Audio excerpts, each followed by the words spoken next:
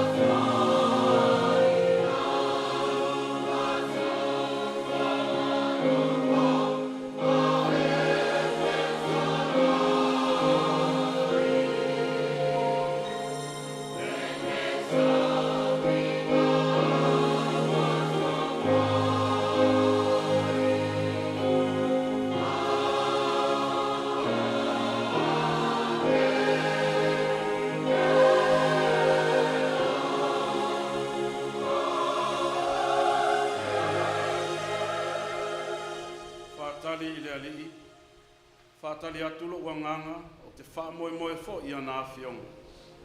Whaatali tali lo wanganga i le alii, sili le leo leo le whaatali tali i le tae au.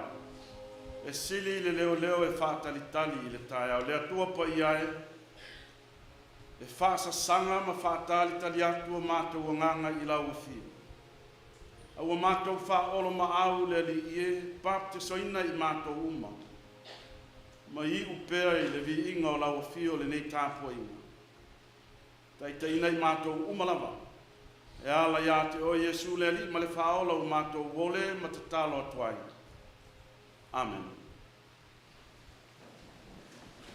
O le a tātou vivi atu i le atua i le pese ua Sauniga i le au whai pese i Fagaitua nei.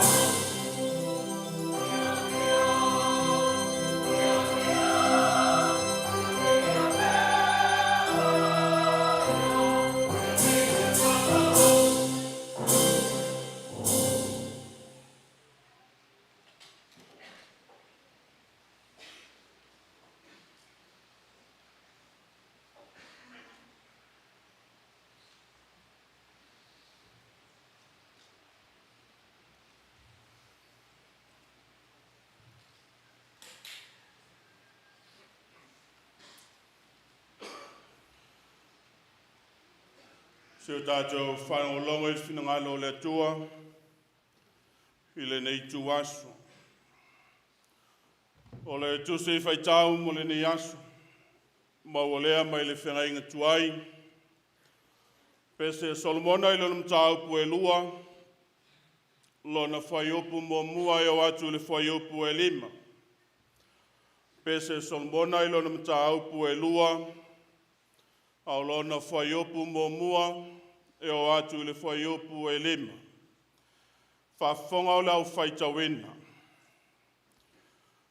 O au o le funga o le la au i Sarona, o le Susana i Vanu, e peo le Susana i tonu o la au Taltala, o lo whapea la uo i Teine.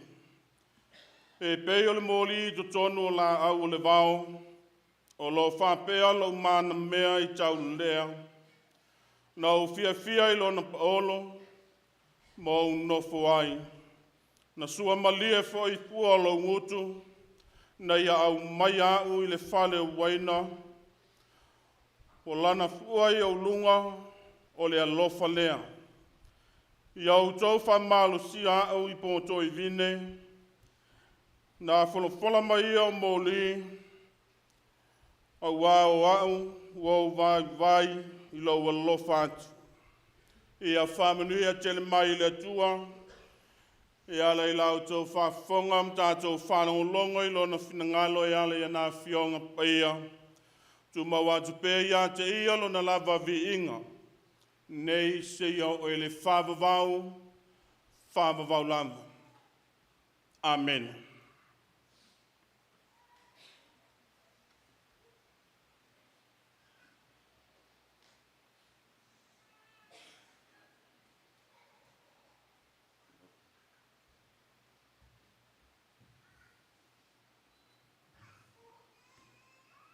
O maia, se o tātou o atu i luma le tua, e ala le tātou tatalo.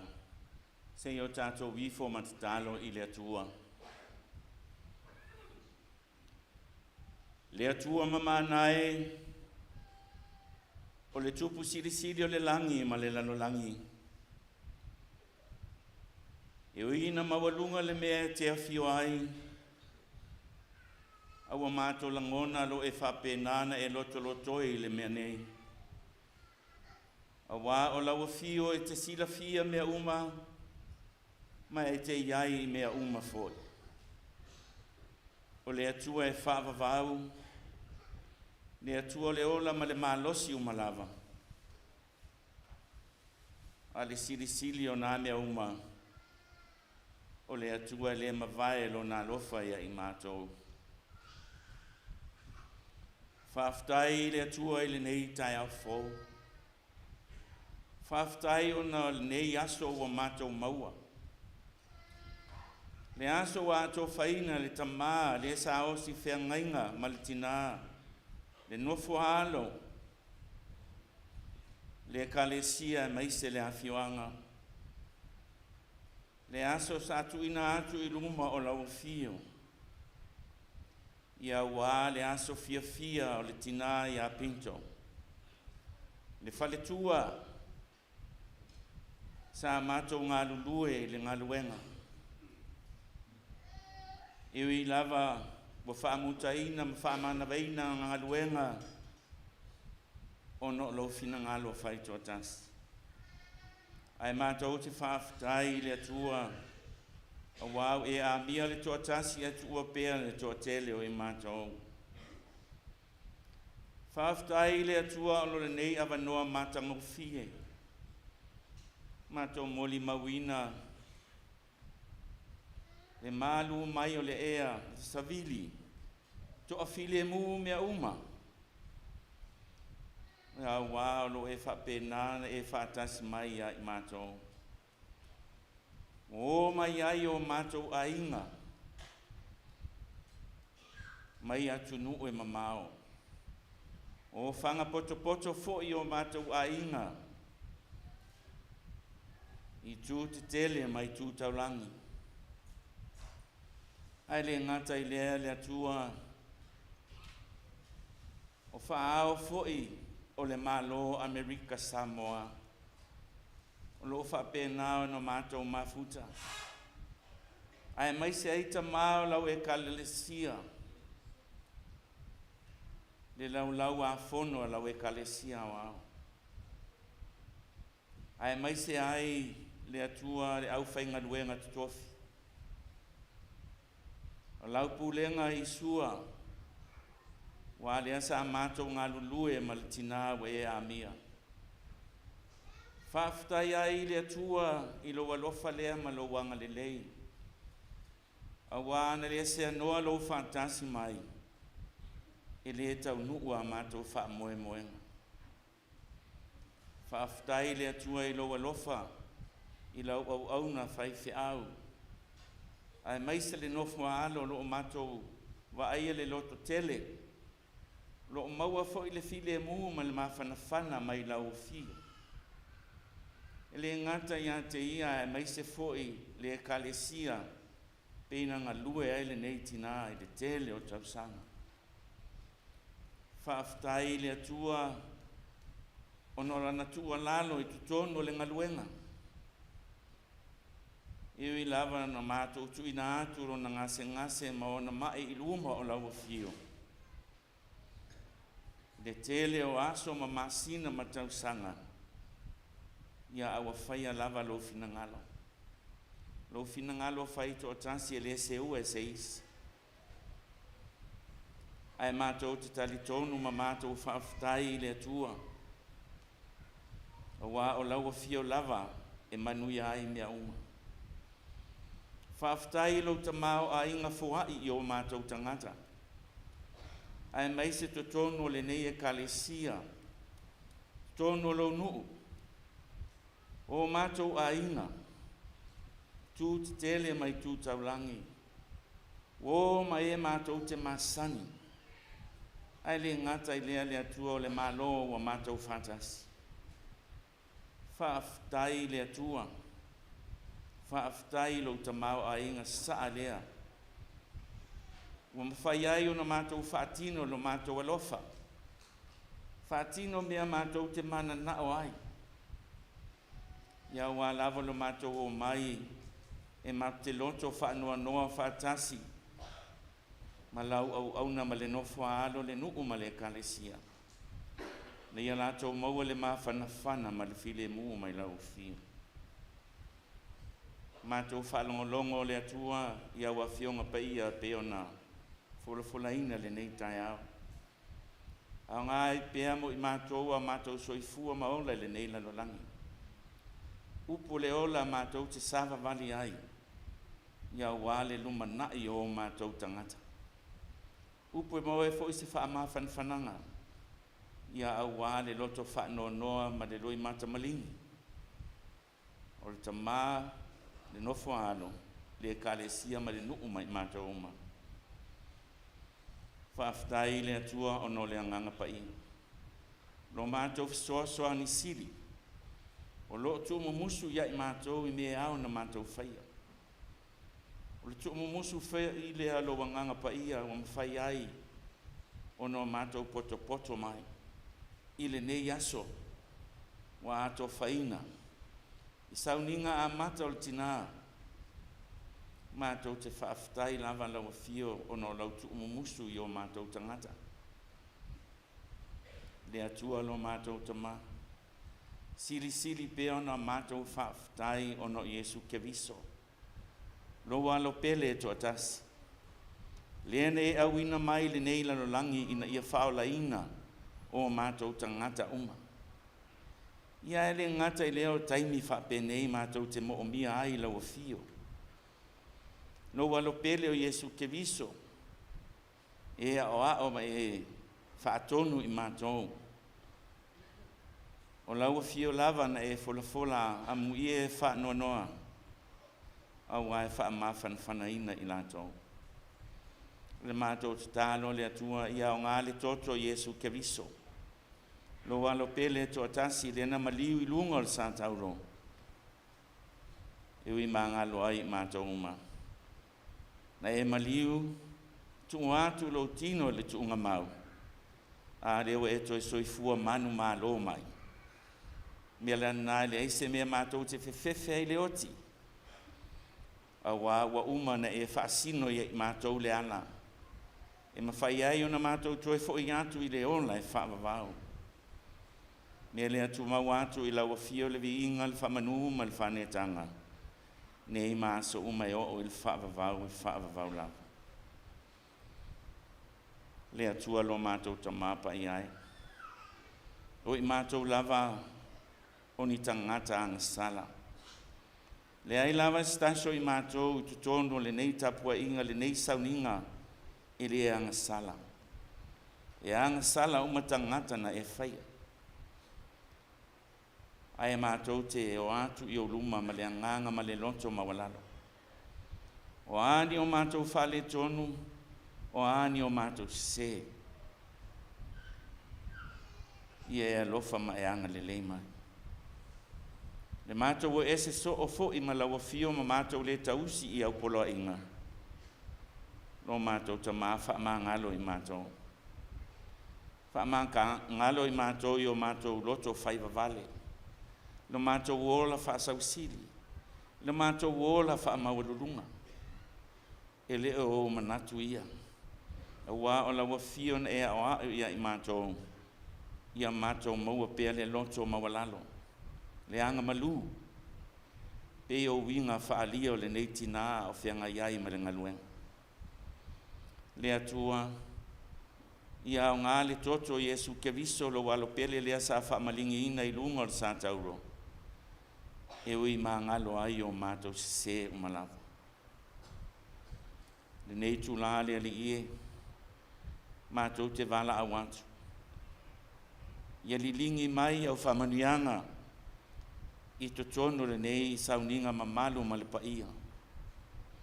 Wa mātou o mai ai mātou te poto mai, ma mātou mafuta mai, e moli mawina le aso fia o lau au na tina, le whaletua.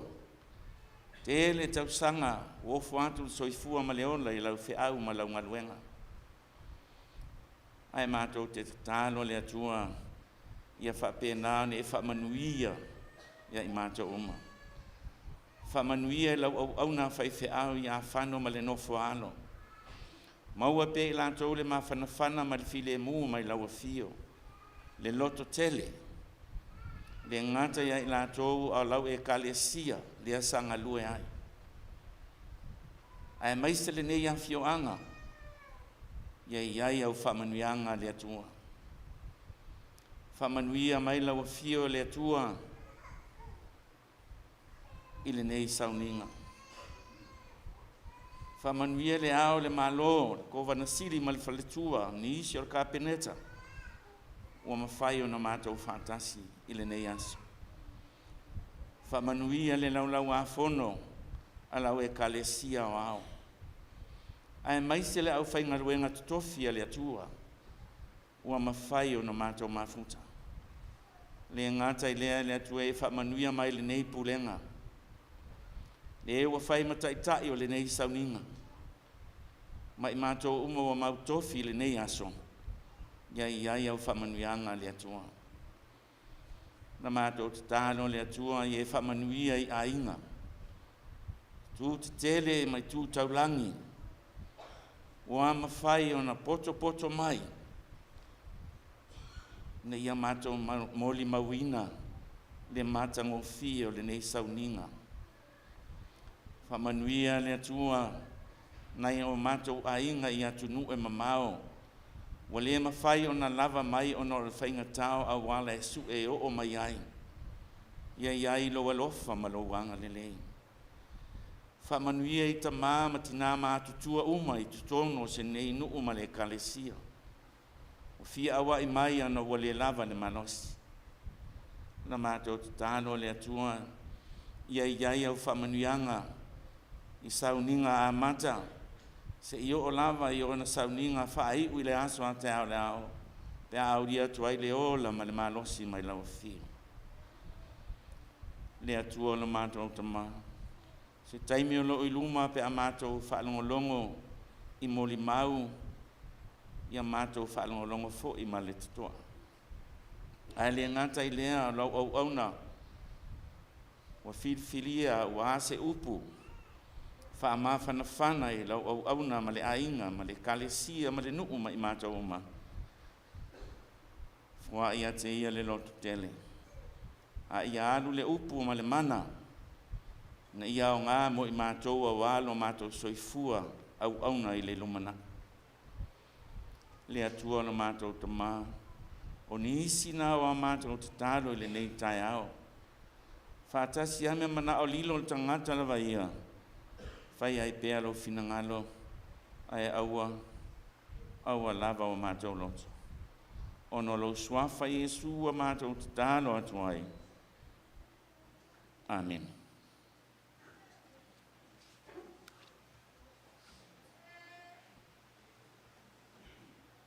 Tātou vei le atua I le pese o Sauniga le au FAIIVAE.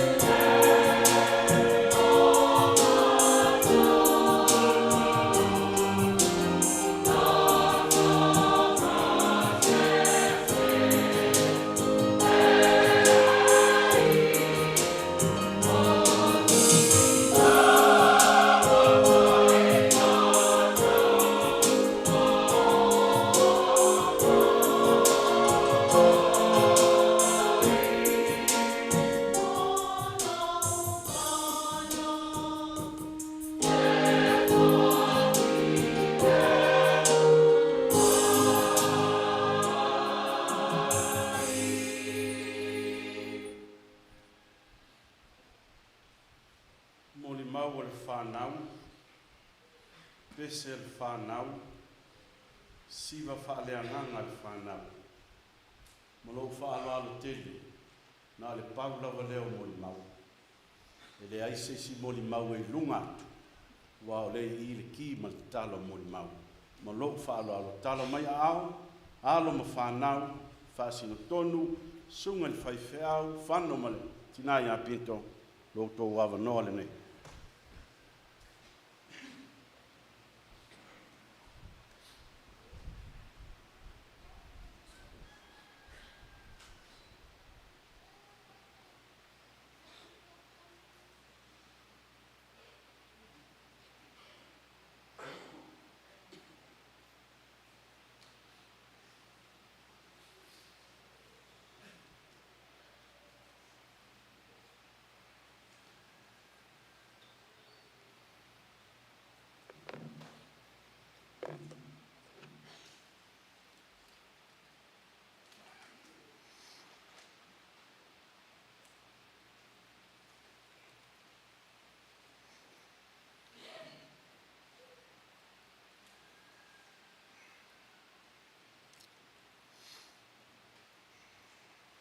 God is good. All the time. God is great. Every day.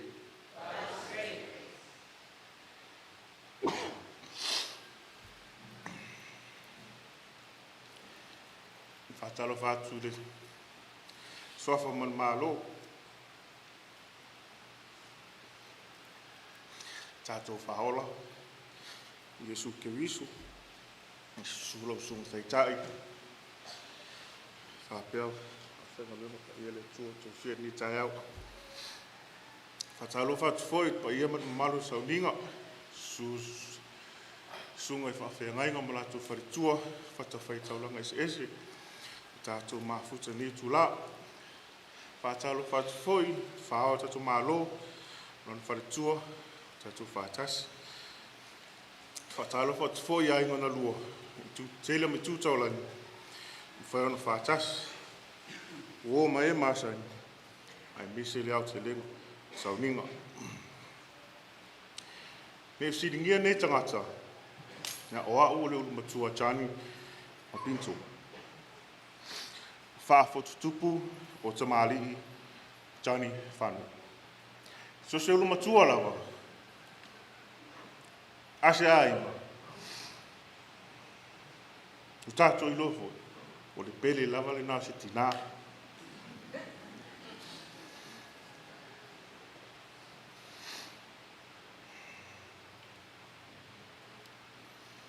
Ya, tosi sila mai. Te mai tai au li lei lo tuanga wa. Ya, o lo tolua. O Antonina, I Maiava. Ya, masha wa fini. E tasi. Mo le temini. Te mai tai o mota, Koi, PINTO. FANO. Ngaule ma fafau ke kan. Au kangi mangair ke se Fagaitua. Ke lea mea fia mo le mau e tina, e whaingkao ngā whaupu.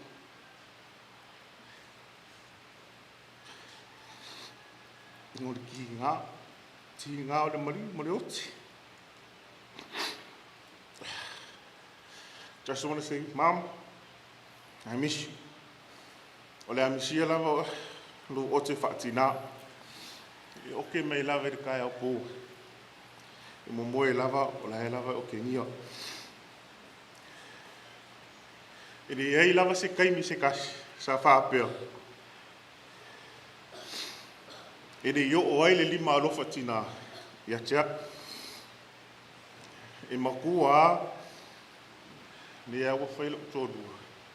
E yo o lava le lima alofa tina, ia tea. Ua mai tina, ua le yo o me lana lima alofa. Awa sau wha upulo na lofa ia tea, pe yeisi me le whiwhia ia tea.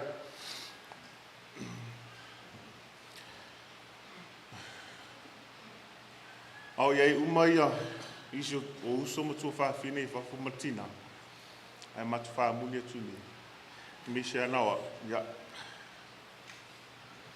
Ai ei ase meo ke mga umia, e mua o uso tai o uso matua whawhine. Ise me ni, sa o whakau whia whai. Ia, o ngā umalo, o ngā umiri sa o rola ia tina. Vili e whangawha, ai asonga fua. So e fo I mai au, mseo a inga I nei Samoa. Sa matu utu iai, mawhi ai, ma wha mawai atu ai, ma wha atu e tina. Na whainga tānau, sa whainga tāia te au o le sau e tuku se o tina whanu.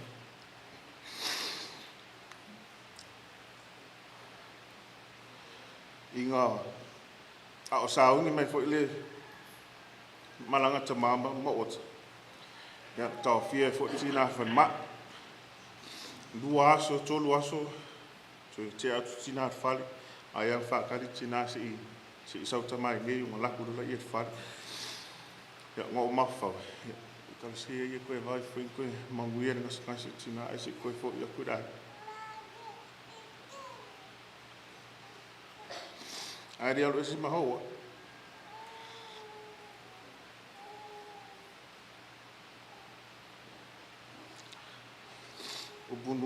tina.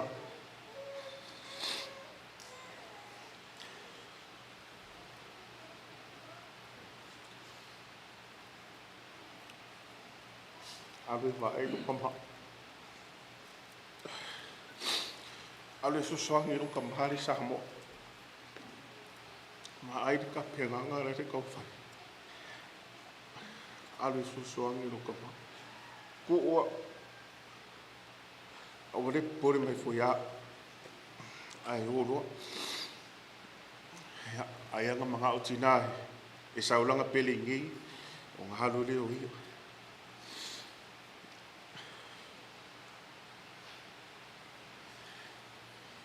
Ele pena te mama tina lei luma la mau te whanga whapea.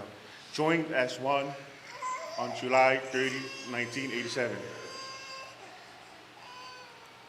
Sa o tū mau matamata le pena. Ma wha solo ma whaunga. Se tu lou lawa le leo fia. Wha solo ma whaunga me le Ulua'i tasiva walfit. I le whipu wali tasiva walwali. Whai kau me ngai ngai o maasinga. Ngau mufore ma whau. Kasi tu lou lawa. Kasi le maasinga tina. Ai wa. Awa ai tu wai tama. Ngau ngofore mau ma whau. Ya, e pia o au kongore ma whaunga le wa ai tu wai tama ia tina.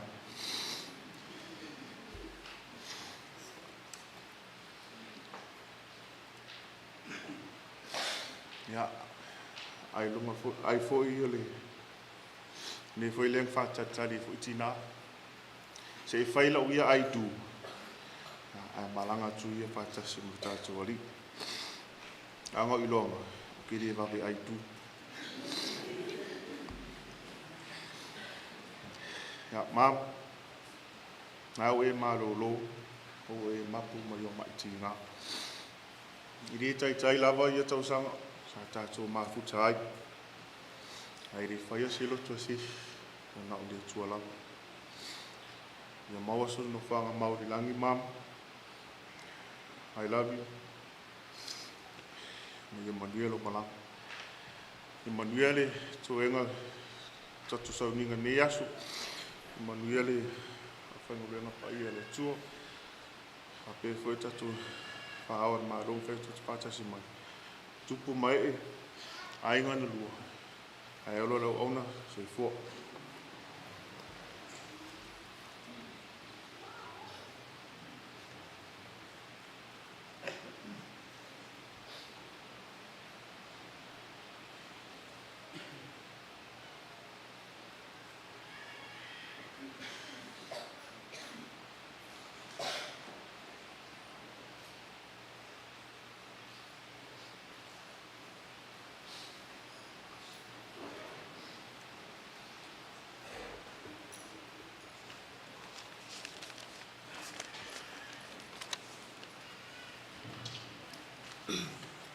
E mua lava ona o whaatulou le mota tapuai o le atua, Malotumau.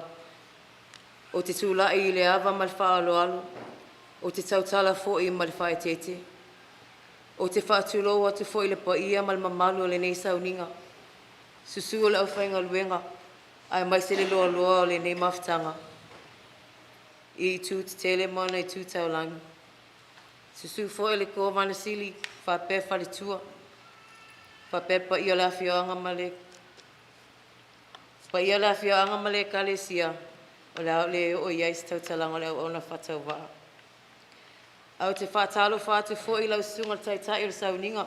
Seu malo. Whapel au whainga luenga pa ia le atua. Ai mai se fo'i e tupu mai e. Pa ia mal mamalu o mawhai o na tātou mafuta whatasi le nei aso. Au wāl Malumalu wina o le asfia o le whalitua. O le tina. Ia PINTO TUNU FAIIVAE FANO. Ona o le awanoa o mawhai o na maua, ma tūla'i atua i luma o le anei au fia, e whai e se Malumalu mo si o tina, o lea o te whawhtai atua i lau sunga taitai. O lau ingoa, o Katie Josephine whaaui FANO Ulua'i. O au, e lona lua il whanaunga a Johnny ma PINTO FANO. O au, e matua i le whanau tēne a Johnny ma PINTO FANO. O au foi, e pito au lelei ai lava i le whanaunga a Johnny ma PINTO FANO. O se foi upo mai le whionga le atua e fia wha au tū ai lau tūla'i Malotumau. E maua lea mai le tusi o whaata oto lona mta upo tolu sifuru matasi, lona foi upo lua sifuru malvalu mai lua sifuru maleiva e whaapea. E tūla'i mai lana whanau ma whaafetai a te ia. O lana tane foi, mua vivi'i a te ia. E toa tele whawhine a mio le lei lātou, a o oe, o whaasiri oe ia i lātou uma. Proverbs chapter 31, verse 28 and 29 says, her children rise up and call her blessed, her husband also, and he praises her. Many women have done excellently, but you surpass them all. PINTO TUNU FAIIVAE FANO. You surpass them all. E ese mare mawhanawhana o le mawhtanga a mauma siu tina. Ai ai foi taimi, e matoa I vela sia al mawhtanga mauma siu tina. O le nei tina o se tina o te. O taia umau te ala mai ai whanunga lei. Whaapele a mo se taia o fou, taia o manuia, taia o totoa. Ai o tea. O po uma fo e ngoto ai le la, ai sau I lunga le masina. O le o te lava me whaalonga I o te linga. E toa walu whanau a si o tina. Ai masalo e le whaingoa ina le isi toa fitu. Au matola iti. O nei pou lava le ingo te whaalonga tua I aso umataia uma se ipo o Katie. Katie sau e whain mea lea. Sau e salun mea lea. Sau e amo le loli lea. E ala I le ote. E moe I le ote. Fe au mai al tae au se I o le isi tae au. Ai ina ua whai lau tōlu am lau whanau. So mai I hani. Whalatalata mai I. Ai ina ua whai se lau tōlu am lau whanau. O I nāu na a mataina sui le pele al tui al domatua. Se fulu tau sanga talun mana nofo matamalo au le lele tua tia o tafa. O Maynard tosi matangi Arthur fisu Ulua'i. O le tama alo whau. Tamaitian mea ese. E toa tolu sia ma whanau o tupu fia. O te I utai whe au ma tosi matangi. Se fulu tau sanga al mawhtanga ma o ma tosi matangi. Se fulu foi nā tau sanga si o tina ma si o tōlua. E se foi ma whanwhana le mawhtanga ma si o tina ma si o tōlua. Se fulu foi nā tau sanga. O peia I au. O le nofotane a si o tina. Ai pei tosi. O le ateli se wātud paia. Na whanau mai lau tina. E ro si tina e alofa whapito.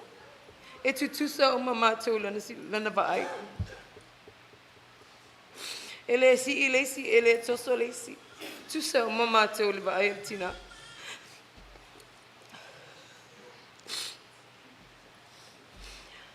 Se whamatala se tala te mi te leiti te minau leiti tie. Ma le te mina ola tuputupua e mei. Ina ua matua mo mala mai mea lo tutupu. Sa o vaai mo moni mawina. Le ola matiwa na I o matua. Le ola le tango lima. Lima vai. E tau su e lava se mea wha atu ai se tupe. E totongi I pili. Ai lea tai o mātou mana I o uso mana I o tuanga nei momoi. E mātou tele a ai. Po uma, taia uma. E whela lava mea ai o lumtua. Lea tai tu lafua ina lang tu langa whatina. Vatu atwa I a Malumalu. Whata ele taia o afi. Lea tai mātou o maitwhale. Le ia I se mea ai o tu lunga laulau. A ola foi, e lei whaalongo lava o whaape mai si o tina. I love you, Katie, o te alo whai a te oe. Pe opo, pe kisi foi. Le tai whaalongo o te ringa. A mea sa vai o mata. O ananga luenga sa whai. O e nana Ulua'i. E se malalo fa se tina e se. O po uma le tai moia. Le tai moia se longo ato o mama to son fale. Tasi lava sta meti te misi. E su e lava. Tau wala au solo nu. Po fere mo aina na whanau. Se longa wa ato mai umana na whanau fale. Fa atua i loa na mo se mapun mafau se tina. Taimi fo ia o le titi. E faisina ese mama ftanga ma se tina. E pisa me se tina ia te au talu na le titi. Katie, o oe o le tene matua. O oe va ai atua ina i o uso mautua ngane laiti. O lau leo, e mau popo e oto. O lau leo foi. E male pele pe oto. Se tina. Ia lo fa mangalo pe fa yo iso se yo numa. Fa mangalo e te au. Pe fa e tu salo. Longa lue men fina ngalo men mana e lo to se tina. A o temi sa o ngai kolisi. Sa o sa major le nursing.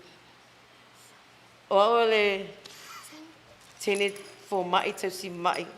Registered nurse. Temi sa o ngai kolisi. Before I became a registered nurse. E fa fangalava wi upum tala cheptila. E fa malu si au mai ai e te temi uma. Fa fia no tam fight no give up. Fa fia no le ai no musu le aonga. Tala cheptina Katie. Wa bolema fai. Bolema fai. No le a cheptina lo to atua. Bolema no fia tene te sima. Ele fa vai la vatina. Tu le lava waso maso. Never have I ever heard my mom say, Katie, I'm so proud of you. Never. Let's say tala mai ia tau. Ai fa sino mai ia. O se tina. Era se tangata tau tala so. Era se tangata tau tala so. Au ananga luenga. Fa tino ino ananga luenga o ina. O Ulua'i o ia. O mai mato I Fagaitua. Shot mato tina. Pele lava Fagaitua le loto nei tina. So se mea Fagaitua. Ato va ai fai singa luenga se ai nga ho so soani. Io to falo alo I tangata matua. Io to falo alo so se isi. Io to loa no tu. To loa no savali. To loa tau tala. E whawhanga mato I upu mtala aso maso mole nei tina. Tina ele mana o e ola whalo lola na whanau. Whinau lava ia nei e iu Malumalu ia na whanau.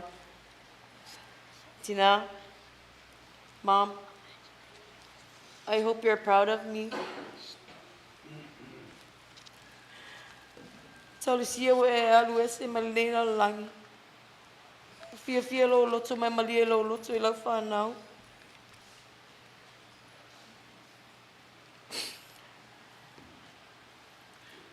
Sila fia le malumat paia.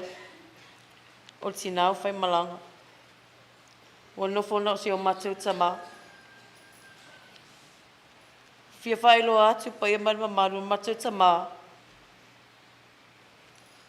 Ele etua I ai se isi. Ele etua I ai se isi PINTO. Ele etua I ai se isi Ulua'i nei tina. O application uma foi le sau I tama. E tami mai ilana whanau teine. E tua fitu whanau teine tua ina. Le a whamole. O lo tapuni lava le official application temine. Ai o se moli maule na mo e tina. O tina o le pele lea a tina ilana grandkids. E se fulu lua e whanau grandkids a sio tina. O le pele lea a tina te o te I whiau. O lo tina, o lea loa whaia lana grandkids. O mea umasa whasa ina whaia mātou. E whaatanga o lana grandkids. Mai lo siu tina. So se teimi mai siu tina. A otu mātou e asi whasa no otu lana whanau laiti. Ai whesiri mea tina. Wa mai se o whanau. Wa mai se o whanau. E lau mai uma mele matua se i o le wii. E se mai le pele o whanau la i ti se o tina. Before the cancer, malosi e se o tina. E le moe. E whai me ana whi au, isi te mi whai na o ia. Before the cancer, o le malosi e se o tina, she was a strong woman. E alu lava the cancer, e va ai au se o tina.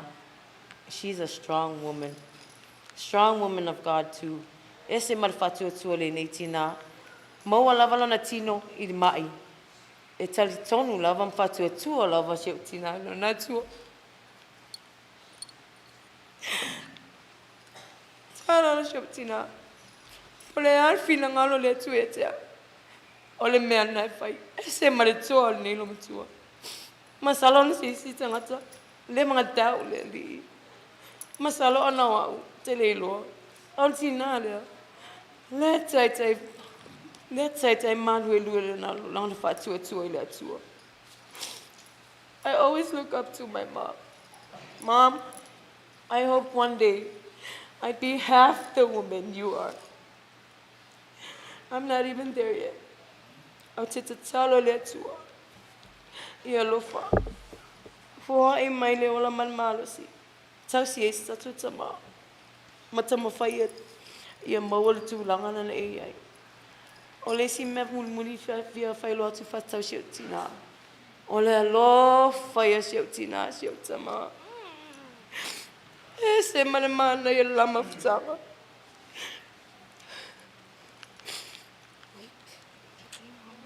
O si o tina e matai tō lua ia. Ole matai tō lua ni fine. So se mea lava e tuu e se mosi o ta maa pepa pele malanga se mea. Ala tu whakitoko. Wa me le tuu umamasi an tōlua. E a uli. Sausi e ala si o ta maa sauri ngā rutu. A uli. Ta pena uma ta tā mama watu a tatu a whio sauri ngā. E se male alofa si o tina si o ta maa. O lau fia fo i eva ai lama whatanga. Talu sia i a 10 years, 5 years, ufa pena fo i maua. O lata i lava, ele i tai lava o tūlanga o nei o mātua. O le amisia o e mama. The way you love Papa and the way Papa loves you, I admire the most. Yeah, o se mori mapupu le na e winga le tina man mato mafutanga. Ia manu yerta le pa ia le Malumalu Sauniga. Ono Yesu, amen.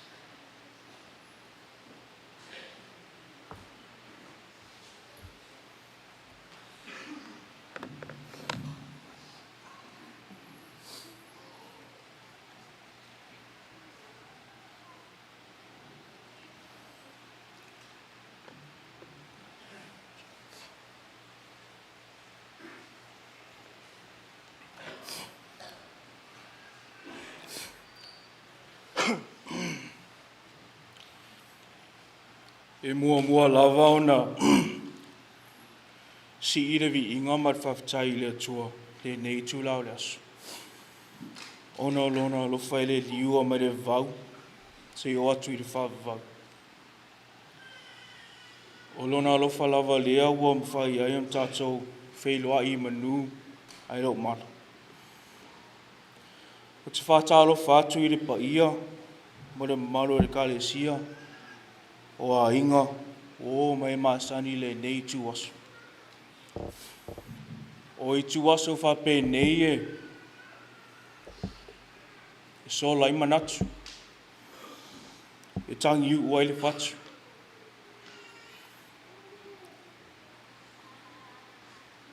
Ona o le mawhatanga o motusia. Le whea ngainga no sia. Ona o le tūmaa lo si tātou tina. Whaletua ia PINTO. FAIIVAE FANO. Tā alofa. Si mātou lupe o le tala lei sa wha lele. Ai ule toi foi mai. Ai pangalea. Whai maira fionga pa ia lea tua. O lea tua na te whaina. O lea tua foi na te avese. O le fina ngalo whai toa tasi lea tua.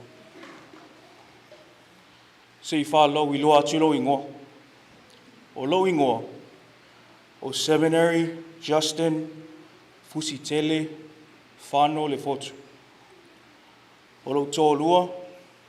Pasi o mana mea. O le nis. O le tamaa matua ia tia. O Trina, la nuola, leota, FANO. Ma le maa tama e toa tasi. Ni vai teimi. O Emmet, so oaso, tailase, FANO. O a umasi o tō lua. Mas maa tama e toa tasi. Ma tau te nofu I California I Amerika. Wa siasi mai fo le nevai taimi. Ona o le fia awai mai. I le maliu o le whaletua o le whaiwheau. Le tina ia PINTO FAIIVAE FANO. E le lava le se maa mawhatanga ma le tina.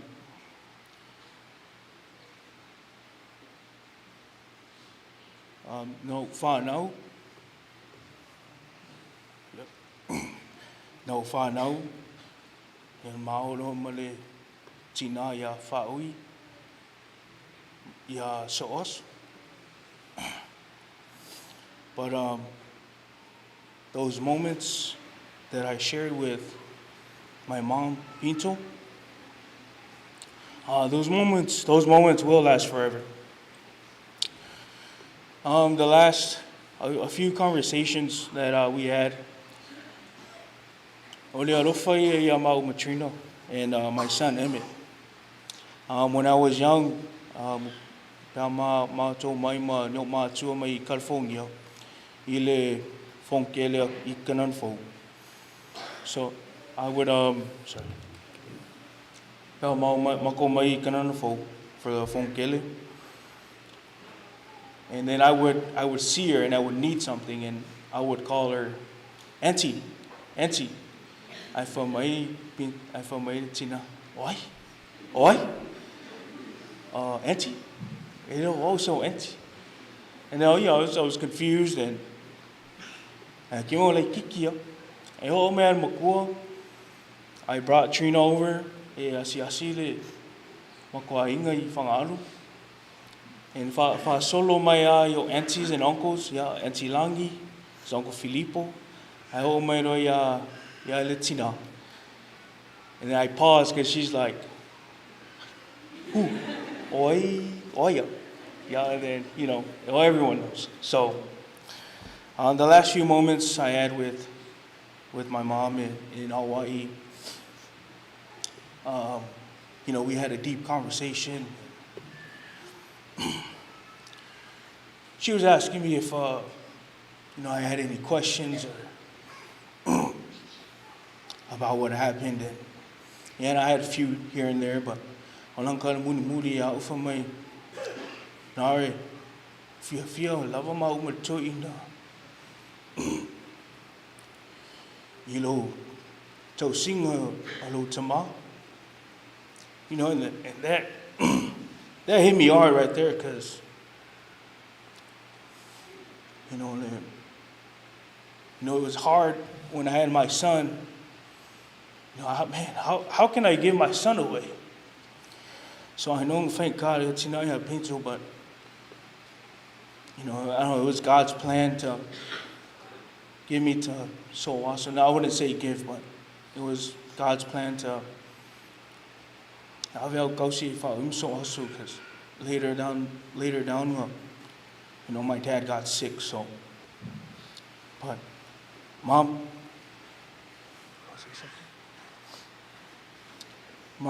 yeah.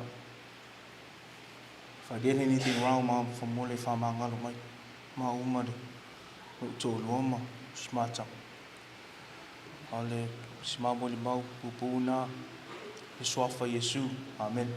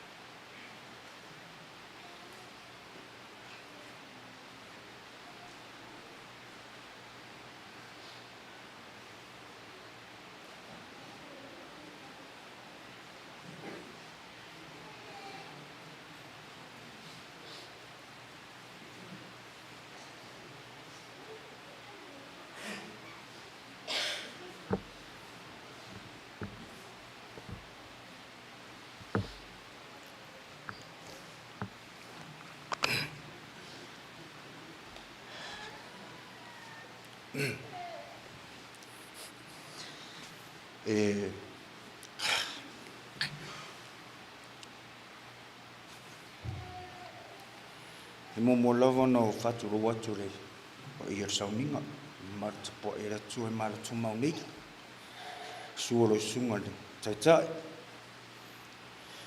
su sunga fa fa ngaina ma wa o mo la tu fatua ia man malo tatu a inga ina tu tele mo no tu taulang pe avoi pa ia man malo tatu e kalesia Tailo sunga tai mo lava noa e whai atua sina moli mau a wan ma mawhtanga ma sio tina pele lo lotu. Ai le whai ala moli mau se whai loa tu pero ni tangata. Sa no to tilo tātou i Ulua'i na au e. Horo ngō Solomona FANO ya mas makto a inga ya solitala e wa to tele ala whanau whangaunga a tina mo tama.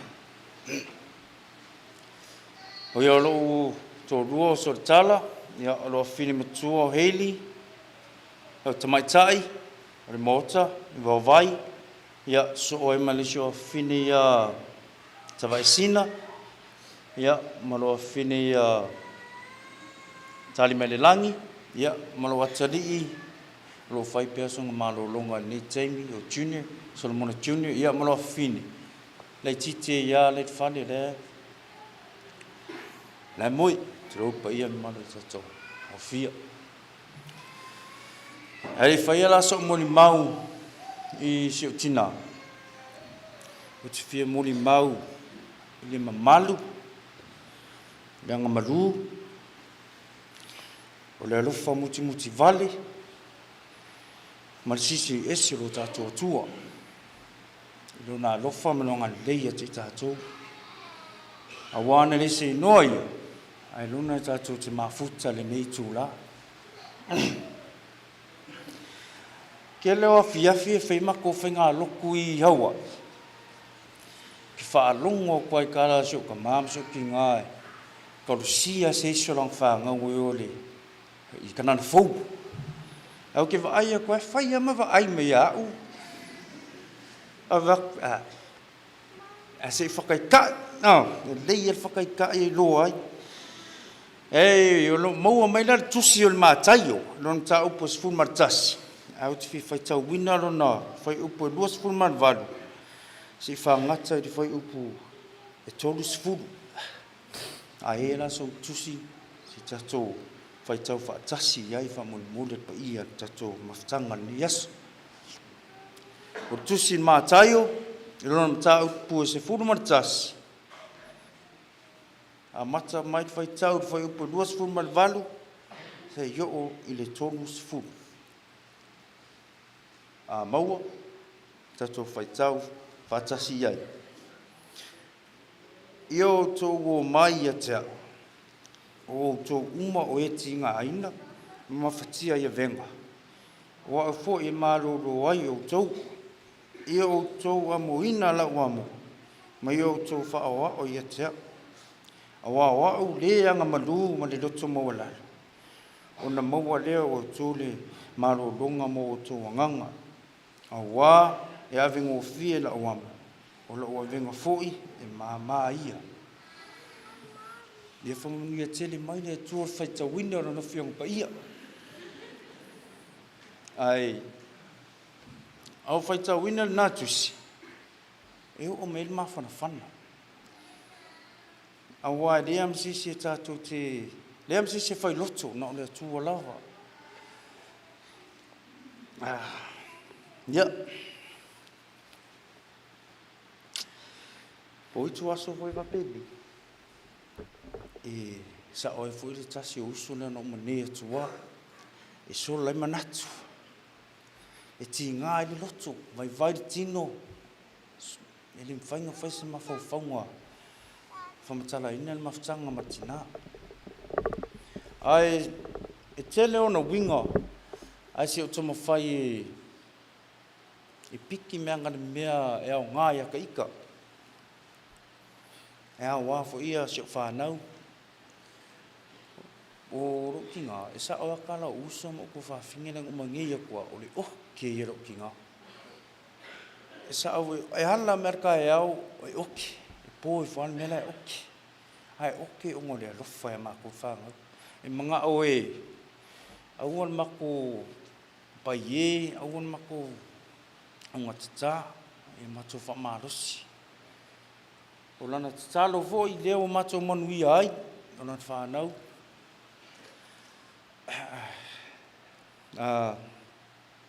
Ia.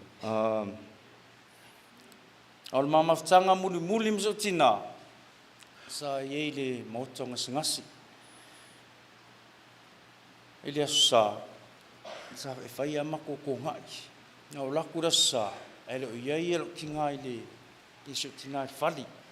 Au silia kula o lo ki ngai ngofo i eva. E la ko whale ma ngai o uso ma ko whawhinga o ngofo i e whai asinga mao meo ki ngofo ai. Ia au ki e asa umai. E whai e mako ko ngā inga pia umai mako loku. Ia ke aku le sa e silia ku e uso mo ko whinga ngai ai po whia ia se o tina. Smaku tina.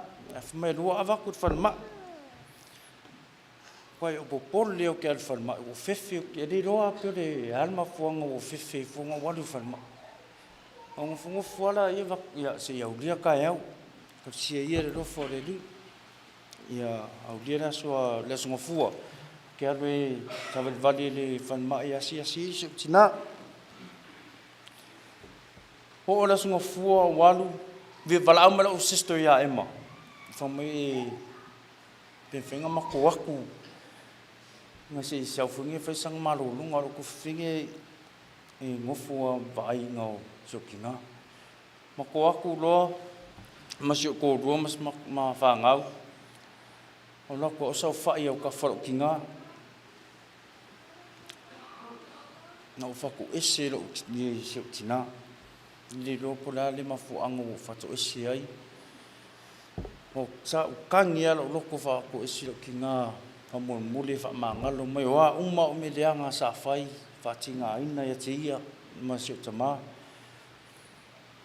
Ai kasi al karalo ki ngā. Au e ki populi.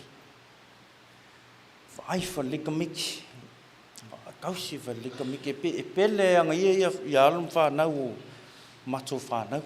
Whanau o alan whanau. Ai o le sasi foi o le tasi foi to fine na mai ani atu foi info mai o le pelo tina ia tei le pelo to sa ele moni elo I ada e o le pele le aso o tina o finge ia harmony tali mele langi ia masio tali o aso uma e fesili mai apo wa mai la ua fo mai e avaku ka maiki, avaku ia ka maiki, e avaku whaeva i o whali, ia. Anyway, ia o mama tanga masu tina whamangalo, whai whamangalo mai au. ia whamai asu tina aua te pupule. Me taulia, o aifa le te miti. O aifa le ka miki. A rofa i o uso mo to whaafine lo mana o mia susuani. Ia, ai se i. Whai o plaro moni mau. Il matou pesi. Ai a whape te sila fia ina rea pesi. Te tau pesi whatasi mai whamoni rau fia. La ulu pe ua le i le vau mau. Talo fai la upe le ua le i lo. Angai a te ine o lo uanga solo mai. O umatai tilo e te le o sauai.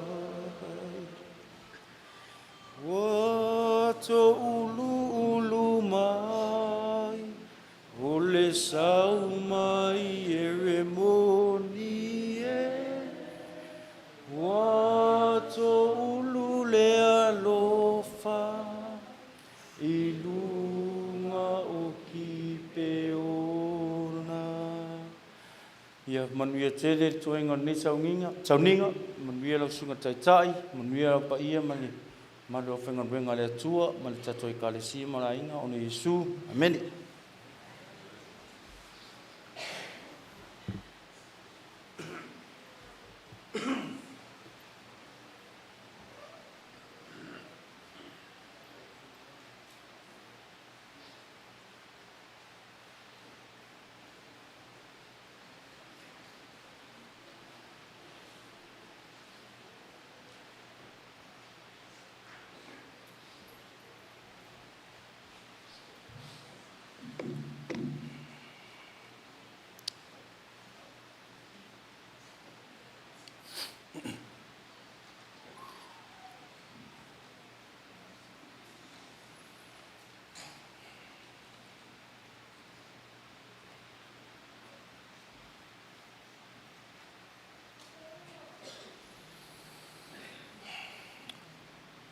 Mātaio, matau koe fitu, foi o koe sfuru ma tolu, ma sfuru ma le wha. Whapelona whaita uno. Ia o te ulu atu le whaita toa wā api api. A wai a wā tele le whaita toa. E lau tele fo i le ala e tau atu le mālaia. E toa tele fo i la tau. E ui atu ai. A wā e wā api api le whaitutoa. E lau i titi fo i le ala, e tau atu i le ola. E to e titi fo i lātou, o e maua. Enter through the narrow gate, for the gate is wide, and the way is broad that leads to destruction. And there are many who enters through it.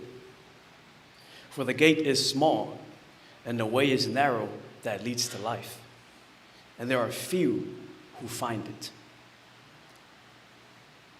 Wa ulo ingoa, o sa alilo, Saliata, Bernard, FANO.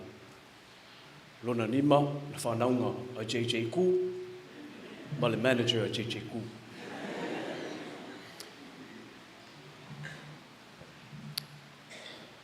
Ia, oau.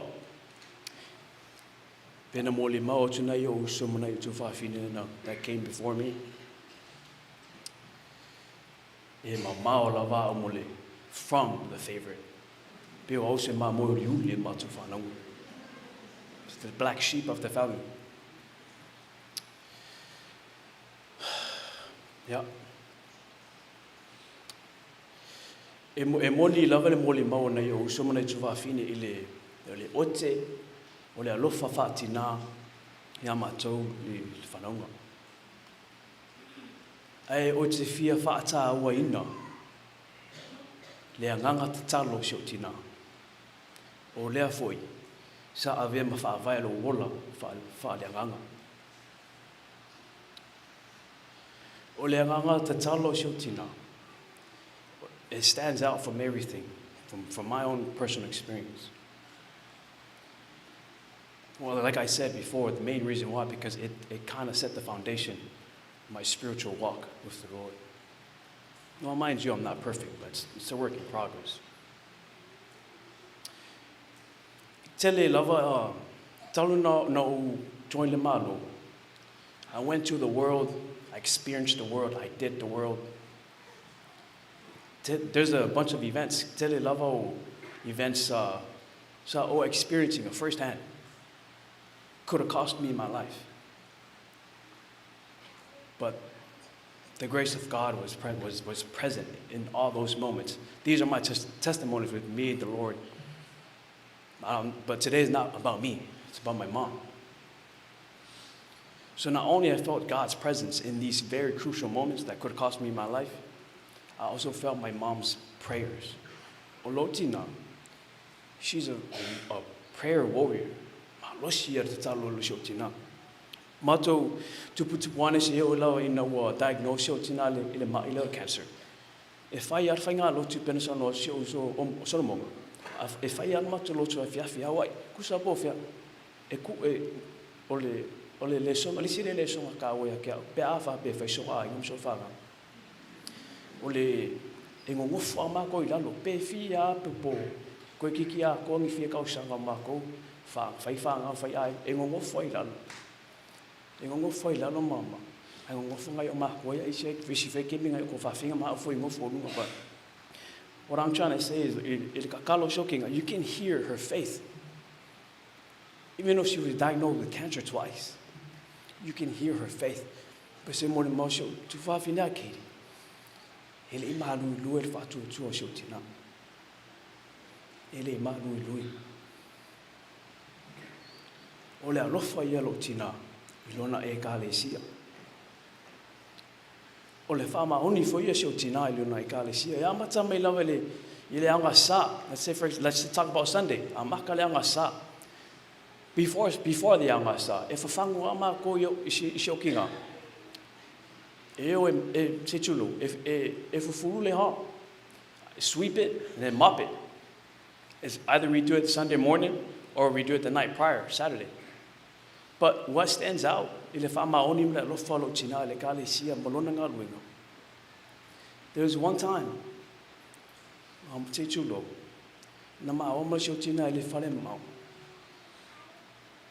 and she took me with her.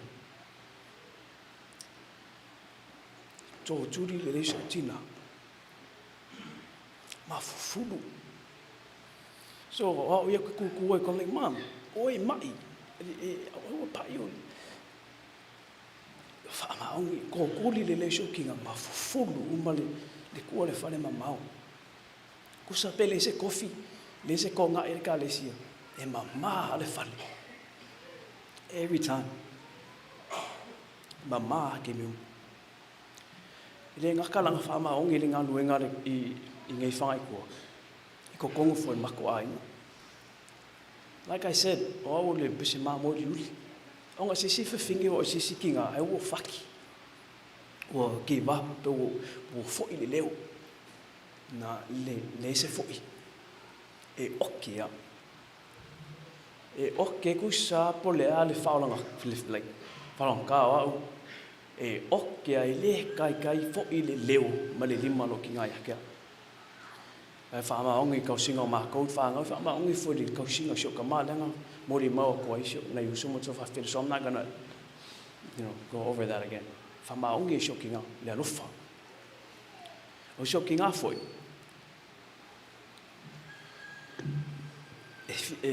Excuse me, o se ki ngā e whire mu. Whimanga o e kau siri whire mu.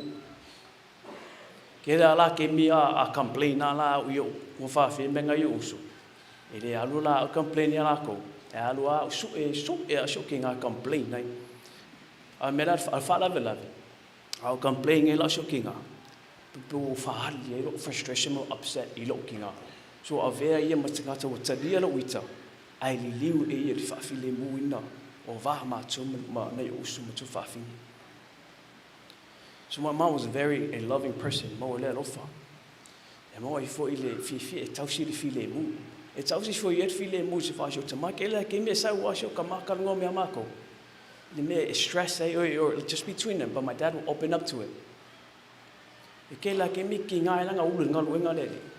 A lo tina e malu ai o ia. Si o tama. E mo ia le loto fi le mu. A le ono sa I fo ila. She has patience dealing with just me and her, our relationship. E ila ke mbinga langa o ma vile mai lola le. E anga ma ulunga Fagaitua I mako falela. Ai laki langa kali lo kinga. E ila si me fa le kongulunga high school. E anga lako le lo kinga va ai principal ma vice principal. E fio ma mako coaching coach pa pusase. Masa span ai la o. Ari no ai lo kama me da so ni. But what happened was, umal suspension sau I o le sia so le aonga ai fa ke silmako ki dunga lo lo. Pa pelo kala so ka mafsi mai.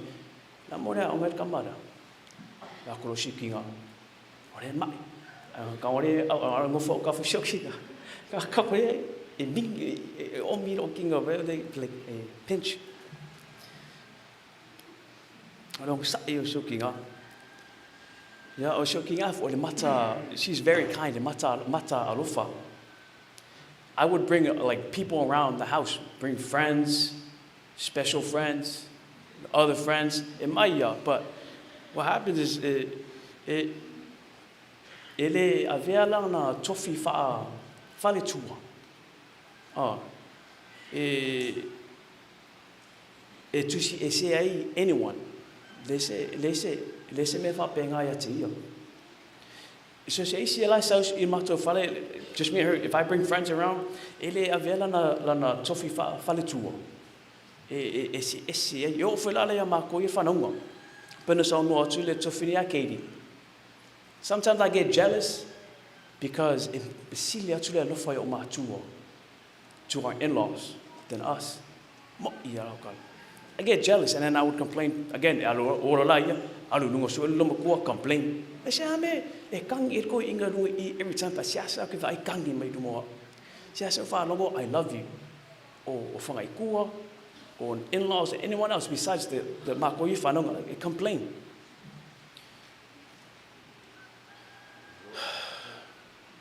O so tina fo. E mola na oli. I le ainga. E kali see and everything else, but I want to emphasize family. Gave me that ma e so tina second time. Singa asi mo le so ya nare. Asi me so nare I Hawaii. Kwa fia fio vai ku I loi mata fo linga so tina kwa fia o va ya nare so asi o manga I so tina. I want to say manga I po so asi tina. So skei me ala le malanga ko inga ko sa. E esse lang fifia pe kau le lagi lang fifia pe vai lo so JJ ku vela la ka. Esa o le Malumalu sio to fafine. Their relationship is very special. The bonding is very special. Very special. So tina se tina alofa. She's very a loving mother. Olo tina. It's the reason why I know love. Spiritual love, like motherly love and all that. Oh, so tina for you. She's the reason why I know like there's a set standard for a good woman.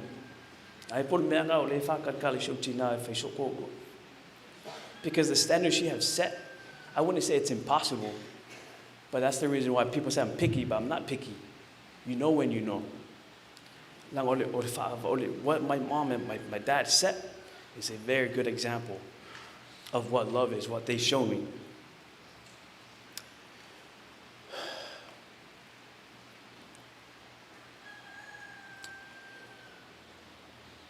The reason why I'm very comforted to this day is because the fruit of the Spirit that my mom possesses. All the fruit of the Spirit, is 9 of them.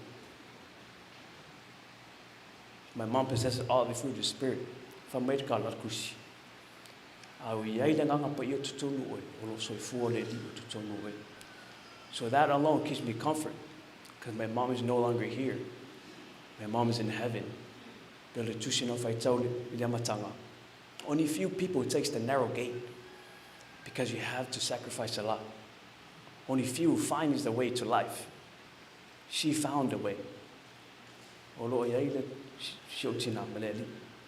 Like I said, that alone keeps me comfort. Mom, I'm uia oe.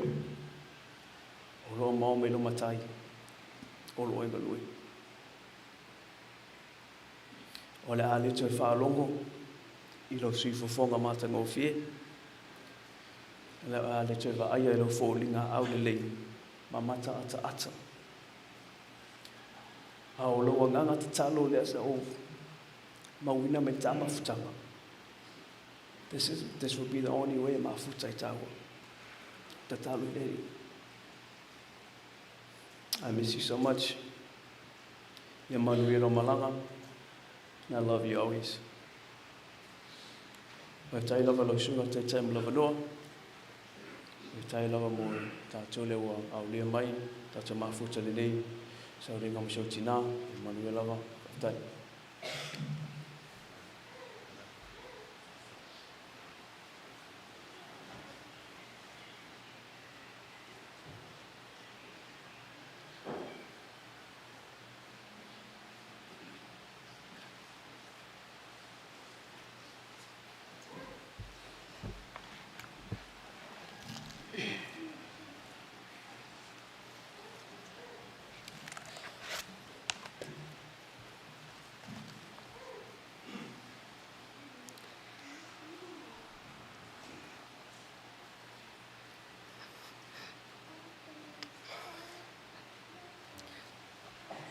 E whāsanga e o matai maunga, e ho o mai ai lo fsoswani. O lo fsoswani mai le li ilea, o le na whaia le langi, a toa ma le lalo langi.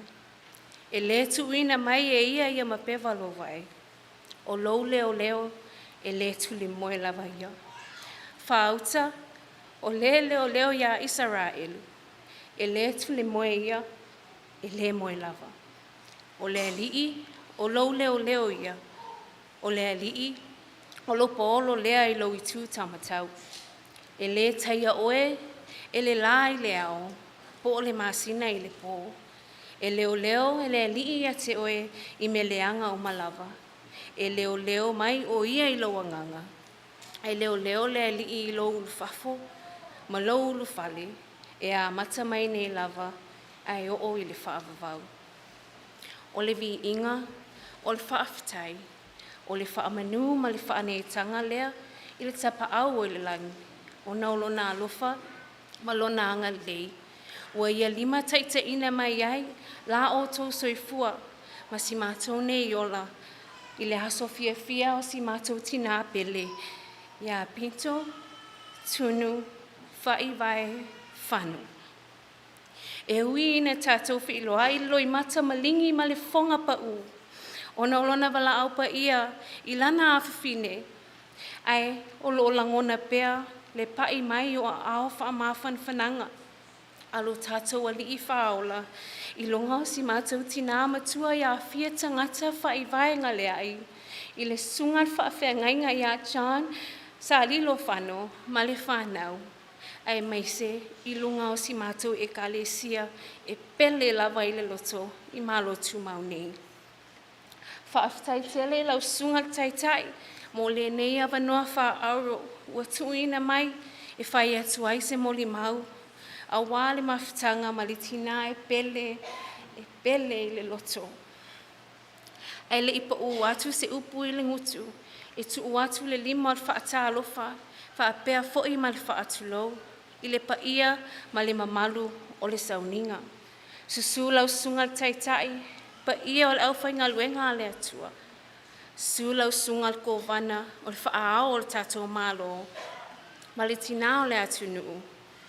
O a inga ngalua I ona I tū te tele mono I tū taulangi, o te mā ma tina ma tusua, ai meise le pa ia o si mātou e kālesia I Malotumau ma Fagaitua nei. O au, o le numera ono lea, o le whanaunga le sunga le whaafengainga ia Johnny, ma le whalitua ia Pinto FANO. O lo ingoa, o le Yema, Rosamana, FAIIVAE, FANO, Mangeo. O sia wainga lea, o Celester, Bartolo, Mangeo, ma e tasi lava si mātama, o mea uta, toa, FANO, Mangeo. Ia, o le tama fo i lea, o le tama whalonga tā lava lea o si mātou tina. E whai mai lava tāla si mātou tina. Le Yema. E tasi lava lau tama. E mātua ai ova tele le ulavali. O ngasi ai lau tama. Ia ai o nol malo si o le toto pango le neita mi titi. Ia, o le tina foi. E whaalongo mai loa ua sasa se tulo. Bewa ai mai foi wa malingi atu loi mata o siana tama. Ua whai mai foi le tala. Le Yema, Celester, whai whaale le tama. E na o le tasi lava le lua tama. O whai atu ai loa, se mam, la confuse mai au po le alime te whimana o ai whai lau tama. Ia, o i tu aso whaingatā whaapene, e moni ai, e sola ai manatu. Ma o le mahatu ai fo i loi mata. A waha wala ngona le leo i rama. O le awenga, o le whitangisi ma le tangi tu i tele. O na wawala au mai le matai si matutina.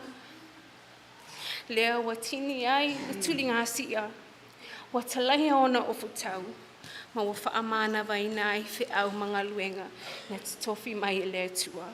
E fo'i o iei lana matai. A wele moni ma le whaamaoni o lea lofo lea tua. Wa ia fo'a ina mai te tonu ul matau a inga se tina. E sili sili lona tau i penina. E le luas furu ma le fitu tau sangal mama futanga masio tina. E avea iau ma moli mauola. A living testimony. O le whaamaoni o le alofa o le tua. Tati fia moli mauai. I le whaata maua inga ina e le alii o sio tina i mea alofa wha le atua. Amu ia oe mam. Amu ia oe. Sa tumulo utu i mea alofa ma oa mai le langi. E ui i le tele maano anoa i o mea alofa ese ese. O moli mauina i le mafutanga ma oa ma sio tina. E wo o fia whaasoa hatu. E nei mea alofa e pito sili ona tāua ma o mo ai mai sio tina. O le mea mua mua. O lo tina. Tina o le ola. She's the mother of life. E pe ono tō mori mau pe asila sila e lana por kalama. E to avalu. To avalu il whanau ale sunga al whaafenga inga mar whaetua. Ma to e tele le nei whaamanu ianga. Ta te mo ai foi. A o mato wola matuputupu ai. O le tala lava si mātou tina, si mātou tamaya i mātou.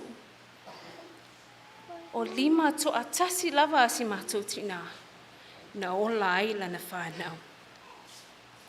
A o mātutua mai foi, o a o lava le nei tina mātou, o a o lava o tina, i mātou te sulu whai ai. Pea o mai ti ngā o le tino, pea o langa vale o le nei sufuanga, ma ti ngā o ti o le nei tina e sulu ai i mātou.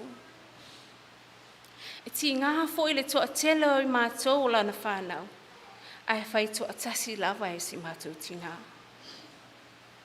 I lana mai, po lana marosi, i le mativa, po le mauoloa, i le i tu ulafoa ina lava e pinto le tausinga o lana whānau.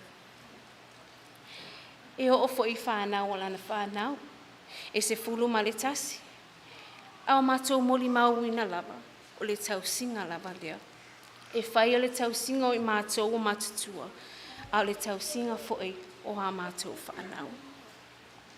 E le ngata I lea, a o tātou moli mauina le te leo whanau whalea nganga si mātou tina.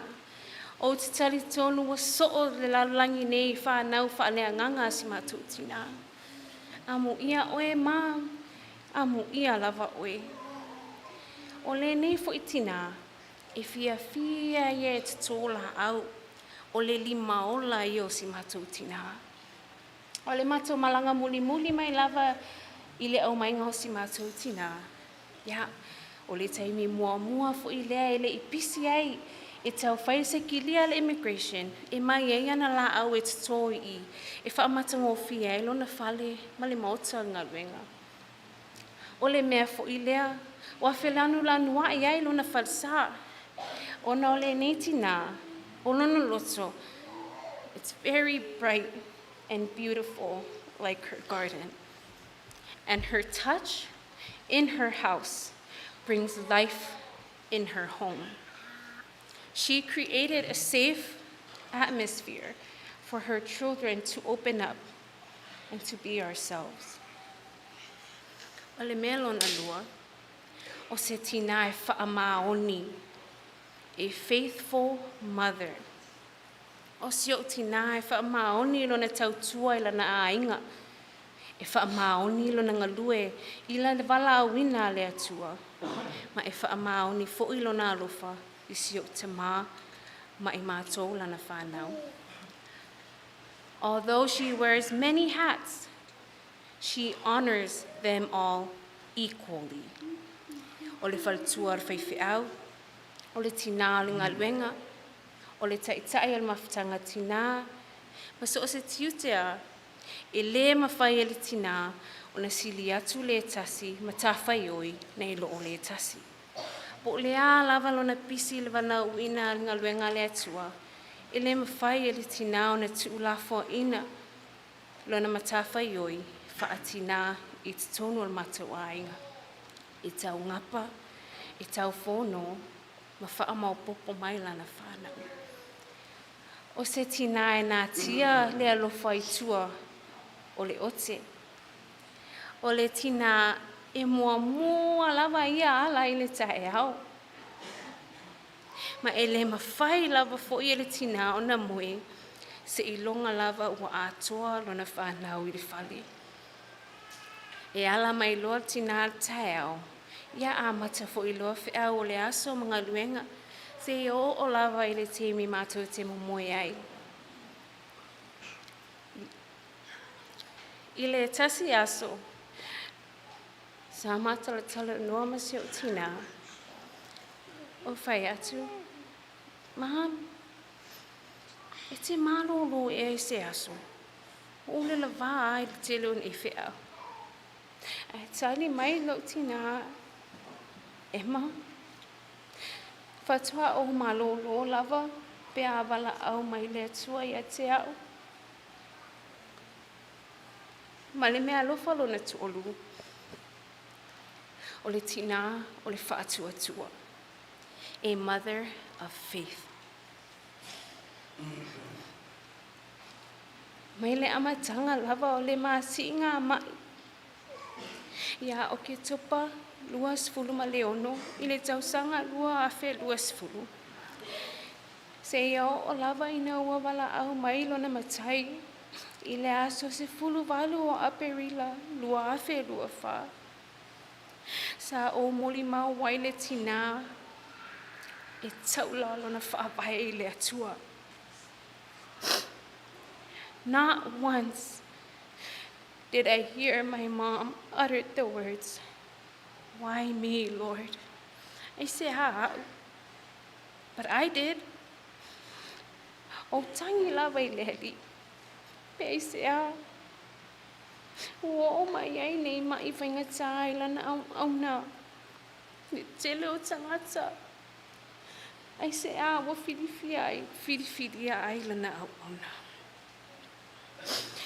Ti ngā le tele o tonga whiti, o waila au, o procedures ese, o ana chemotherapy, e le I lue lava, le wha moe, ma le wha tua a PINTO I le ali'i.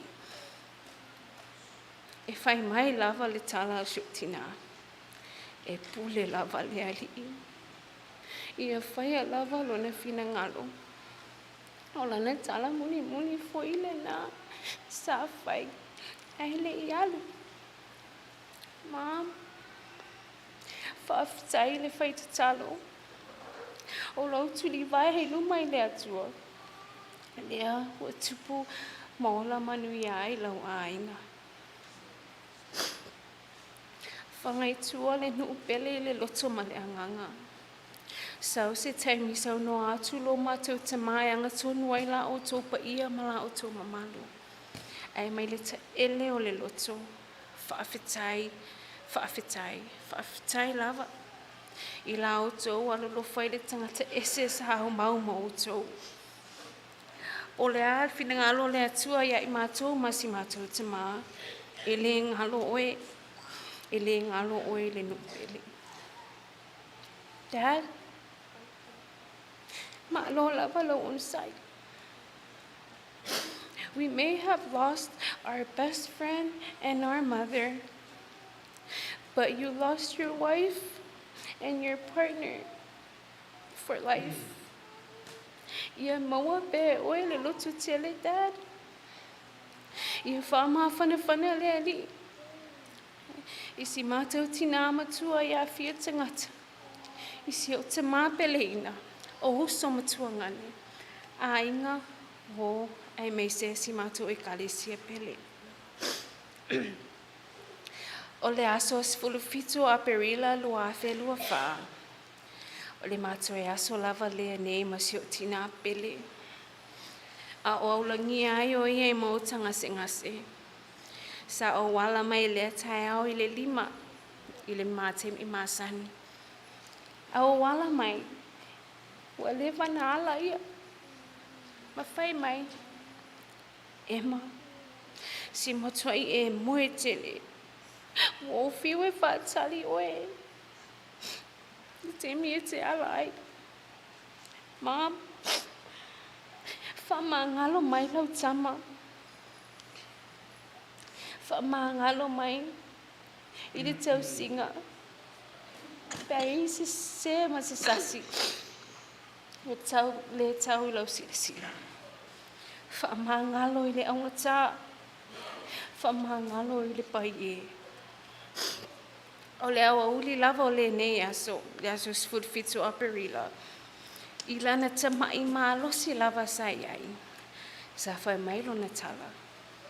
E masi au tā mai. Sau e te oto mai au tua. Mom, ai o lau whaato whaama lau whaamawaenga lea mo au.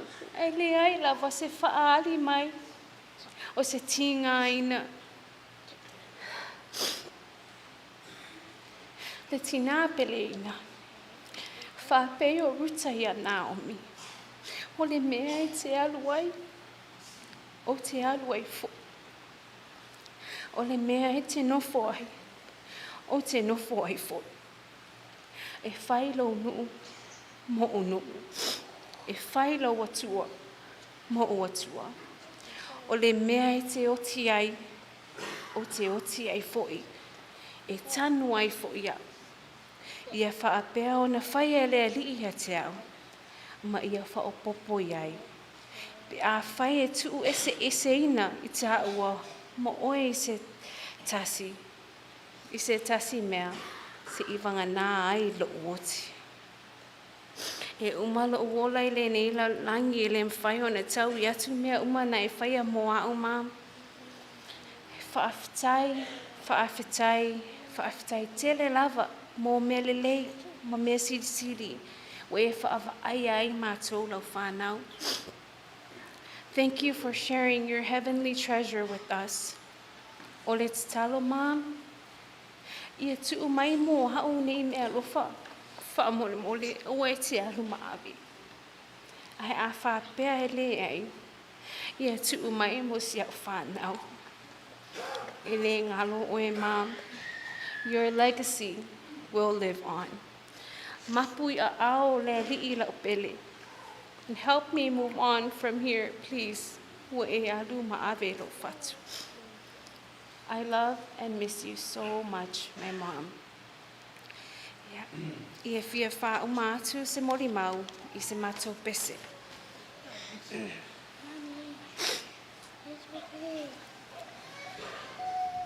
Lo u se ie lo u pale au roe le ma tau asa fa'ali loe o le upu ua tonu I lo u lotoe o le tina pele e le ngaloe Sauia, sauia, lo ufia, fia e o e o la u au mea mama e o le fa moe moe e le Umai se ilonga ua matela ula me pai. Ia manu ia tele lau sunga taitai o le au mautofi o le nei au uli. Pa ia au whaingaluenga le atua lau sunga whaao o tatou malo o a inga pele mo me masani. Ia manu ia foi si matou nuu, a si o matou e kalesia pele I Fagaitua nei. Ai o la maua, mal whanau. O no Yesu, Amen.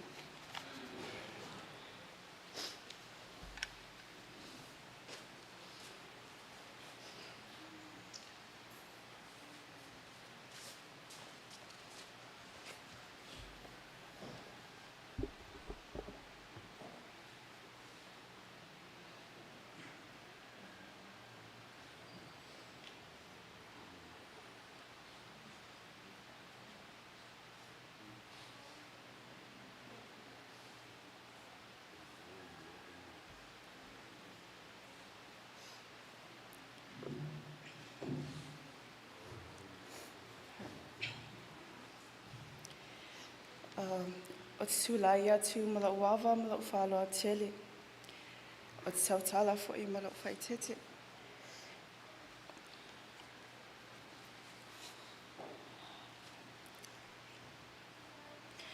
O te whatalo whaatu sunga te tai.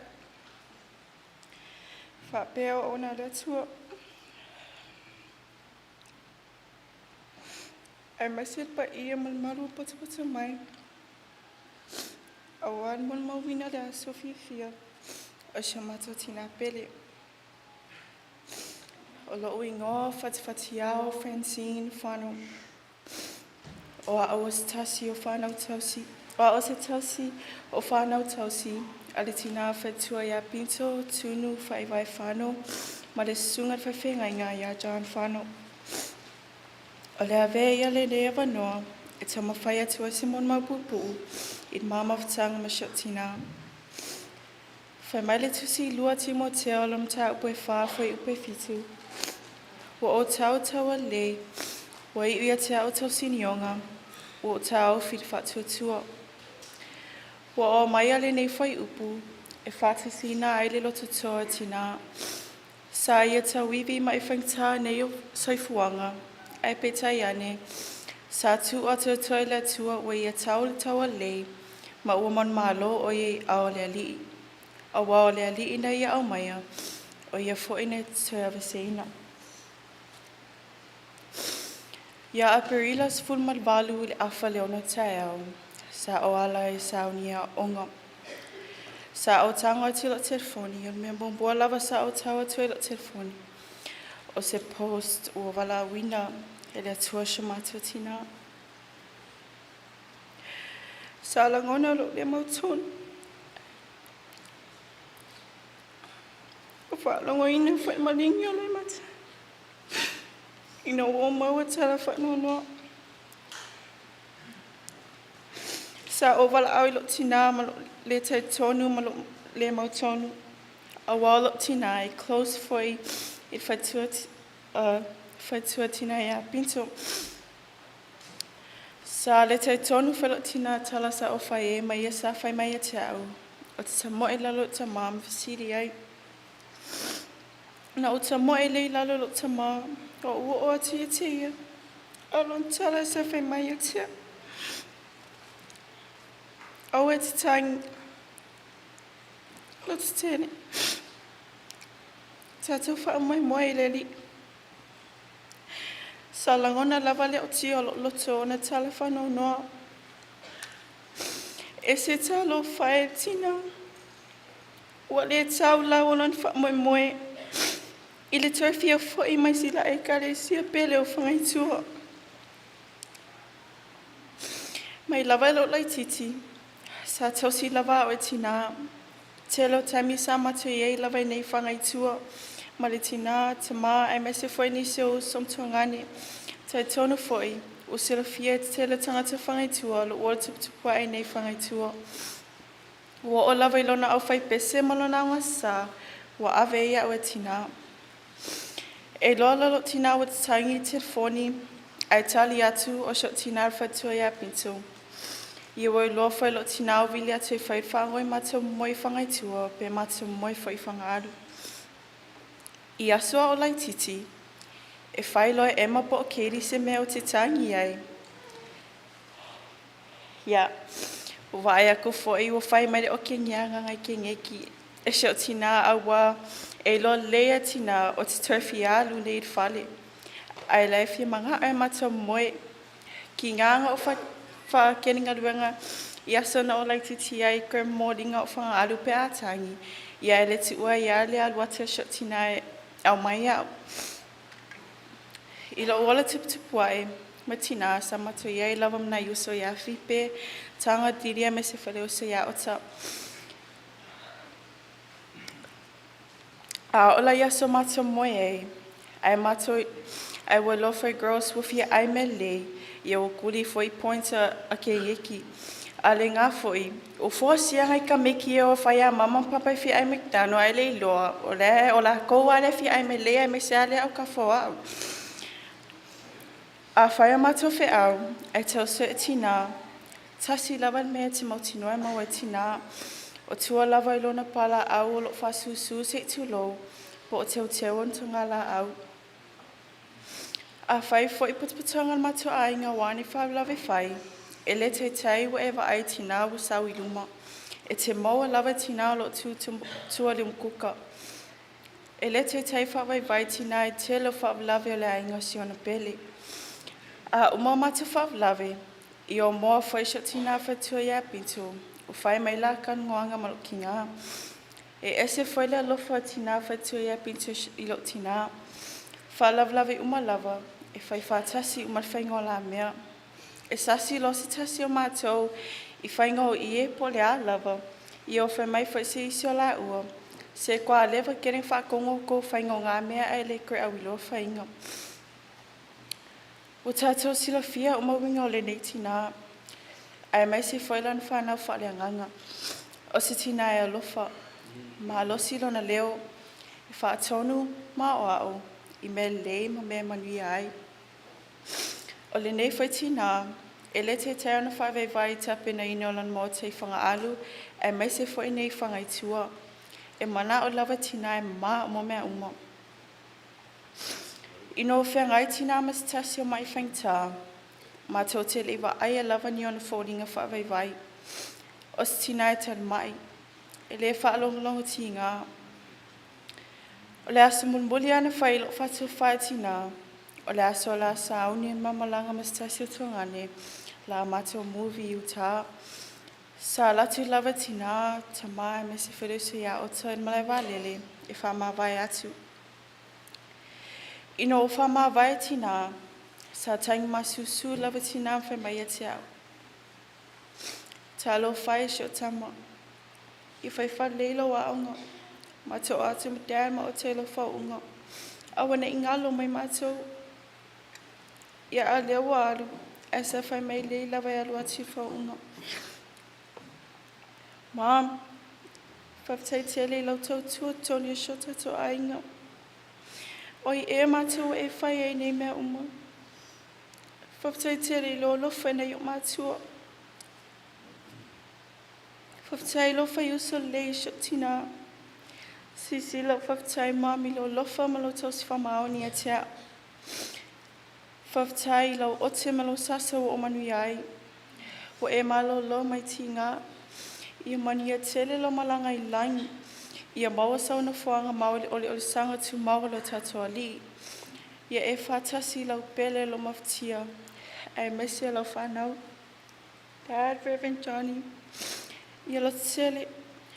Whamoe moe whanau langa i lali. Maua e tatoa whama whanwhanang sili. Ia o lo mon mau. Ole a wha iwa te pese lana matutina. Le tele mele pese. Ia a maua uput pese ia tatou su whatasi. Ai a paulua fo in maa leo ia whamangalo mai langa i le moe maa ut ka lengi le kaniki e shamatatina.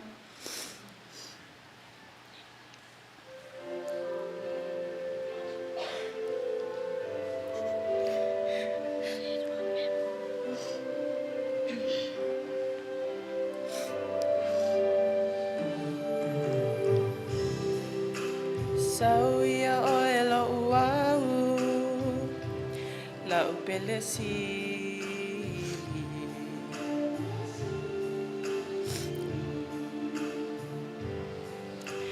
O le a ta te a ma whaatofa.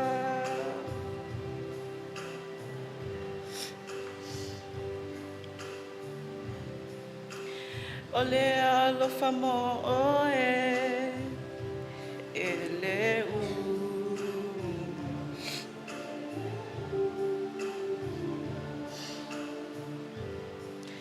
Ia whai le a ma vasa i lo tawa.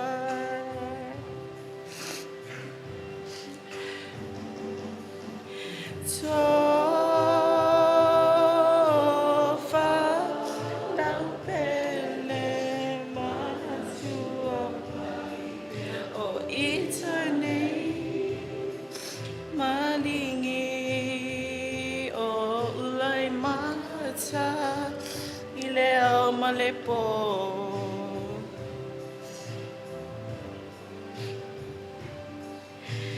o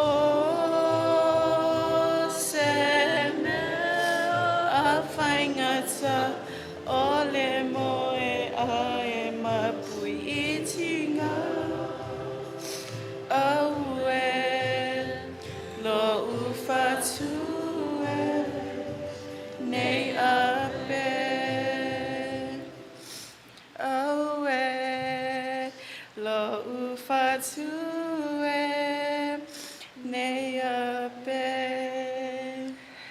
I love you, Mom. I mania tele lau sunga te tai.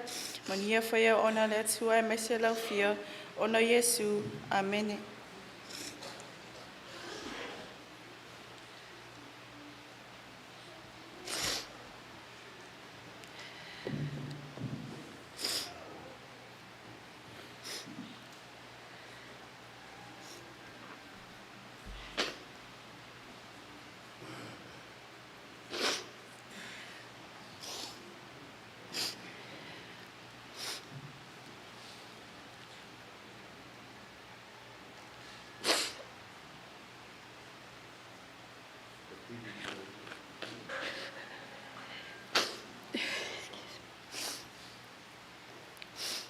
E momoa lava ona si ilavi inga mar whaftai le tua.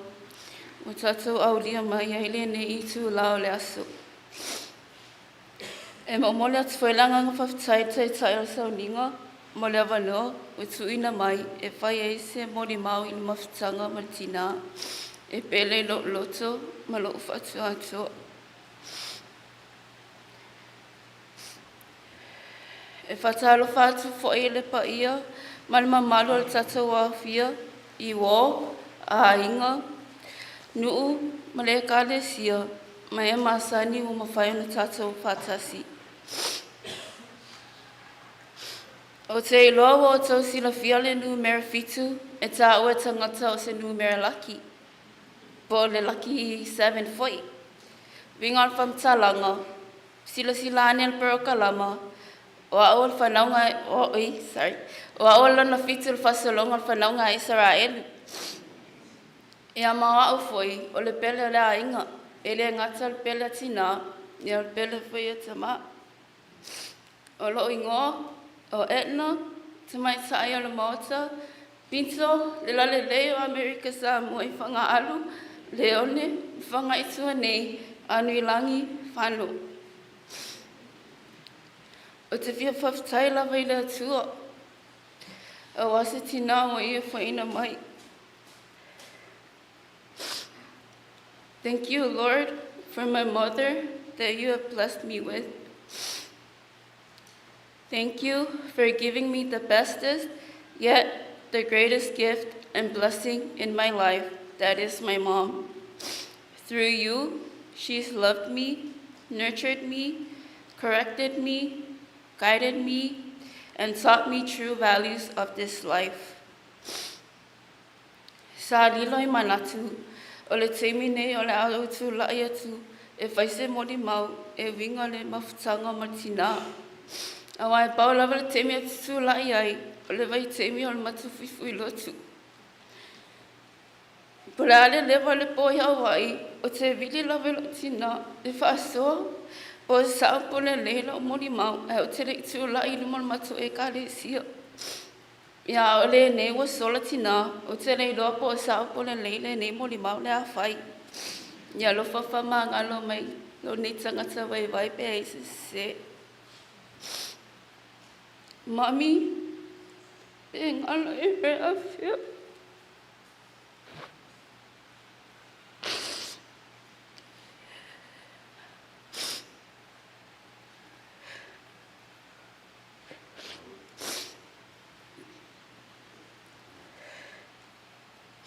I le tau sanga lua a whelua se fulu, o le masina o ke tupa.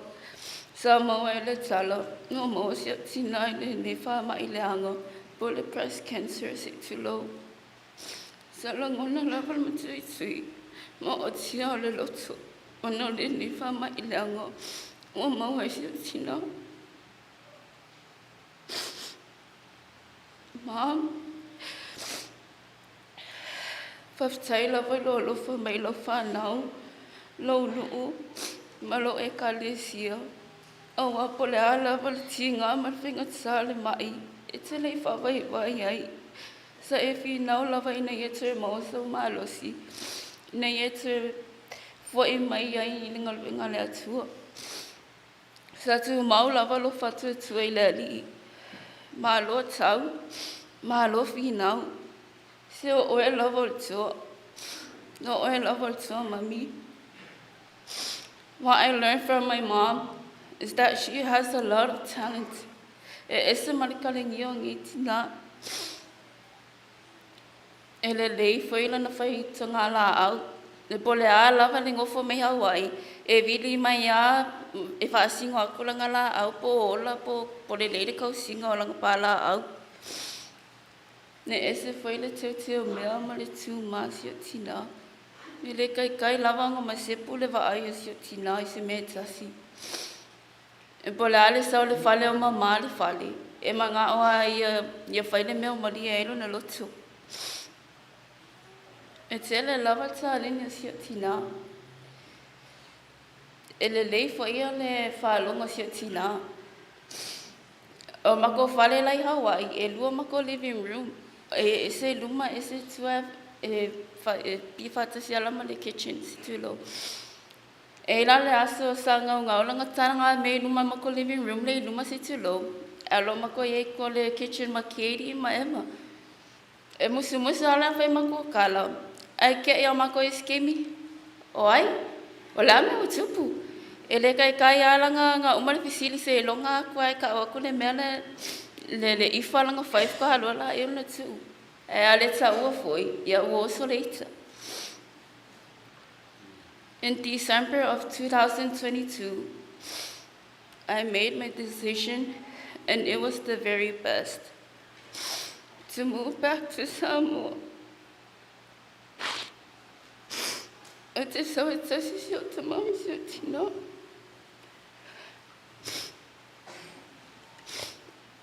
Ya al mama ftang sio tino. Ese mal ma FANO al mama ftang. Ya al matra mat ftang foi. E pe lava matou ni uso pe avai matou fe au ma ifa mako story. O ia o fe loa te mea ita. Nia ele kai lavang fia laka ai sisi ai. Mom, thank you for the 25 years that we spent. Thank you for being my biggest fan, my #1 supporter, my best friend, and especially for being my mommy.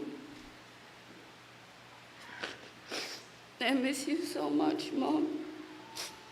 I will hold on to our moments and memories, always and forever, Mom. Mommy, I really hope you're proud of me and the woman I've become. Yeah, I love you, Tina. It's my island of Fatuanga and Tia with Tama. Mommy, now I love a get popoli. I'm quite local of a year funny, they kicking out Semia. Power Timmy Ulua'i, if I come and folly. Bella Tifanga Alu.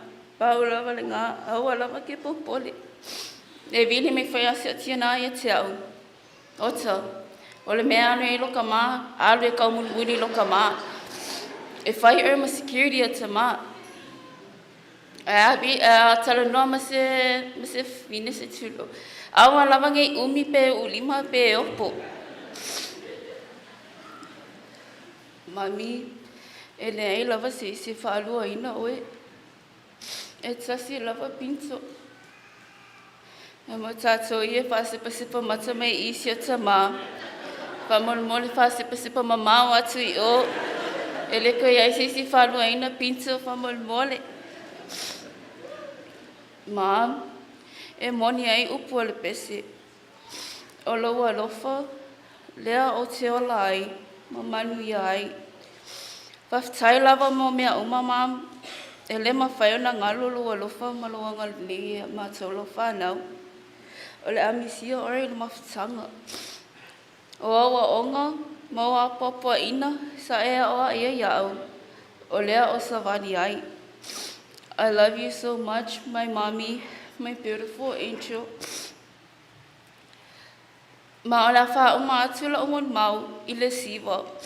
E whaonga ina I se tasi pese. E fia ele tina. Ma o le sifa I le ata leni ele tina o le siva. Awa o te le fia pese. O nei le maua o le lewa tina. O tina foi. E la na pito Hawaii. Ia le la o whatino ina langa pito Hawaii le nei aso. O sila o sila malo mai moa.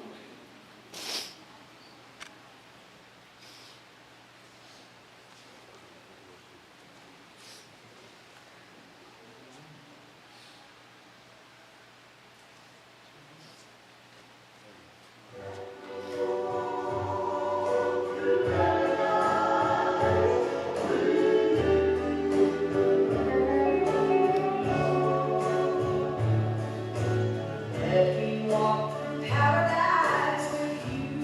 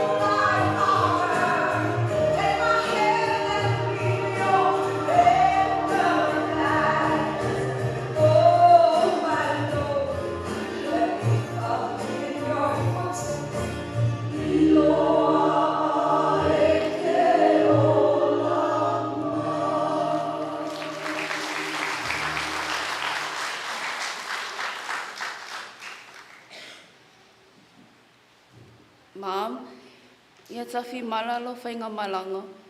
Ma ia maua sauna fuanga mau I le langi. You are always in my heart, Mommy. I love and miss you always, my guardian angel.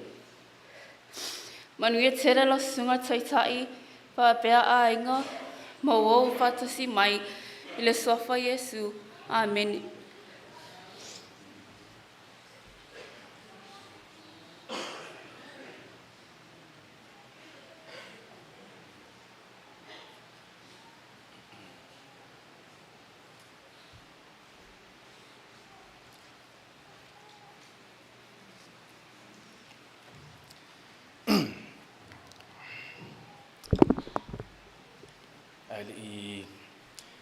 Ale tu ore le falmai fanga alu mato mai nei lotu I Fagaitua. Sa musu mea se o tamai a. Sa lo fai mato ni ngā tamai a. O fekto ni ngā Special Force, Air Force, Navy SEAL, Palama, te ko ka lengi ngai. Oh, ni dua sisi kakak lengi ngari deh. Ya, talal pala. Save the best for the last. I will be velat fala niti. Oh, tu te poli. Aduh, wo I te malo. Ya. O te fia fatulo watu I le mamalu I tatu Sauniga. Whapea foi le malumalu nei I Malotumau ma fatulenga e. Mumo lavona si idvi inga man whawhitai tatu tamairunga. Awaro na alofa malona anga lele wa tatu au lia mai nei aso fia mo si o tina. Whawhitai atu lau sunga taitai. Mon nei a wanoa. O te fi whawhitai atu fo I e wau lia mai fo I nei Sauniga. I le tau sanga tasi iwa. Sa whanau ele wi I o matoa inga. Rona ingoa o tamaitai o mota. Si o to fine rea sa mori mau atu. Ai peitai. Le tau sanga luafe marwha. Sa whasino mai lea li I o mātua ngā luenga nei Malotumau. Luafe ma lima. Na whanau ai lea la pine whamau. Rona ingoa o Malotumau. O lo ingoa o Malotumau. Johnny Salilo FANO. Mas matua inga o le mawhai o nao lia mai ni le mawhanga.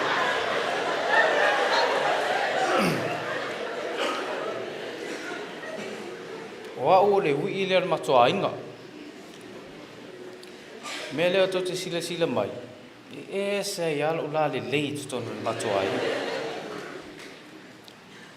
Ya, eo o mai foi teimin nei. Leo te masalo ana le wala au mai le li I o mātua ringa luenga I nei Malotumau. Pene le esta mai a Malotumau Johnny Salilo FANO. Ya, I lo langa tupu ai. O lo tina e te le nei en mamawhtanga. Oa e mamao I o tausanga ma tausanga o uso mo tu whawhine. So I te le ala na maua ma se tina e opena pa ia mo fai ia uinga. O lo te ma. E leo stanga te tala no so e le te tau whaalonga tau tala mai lo te mai te. Ia mea leo te pala ai e tala no e lo te ma.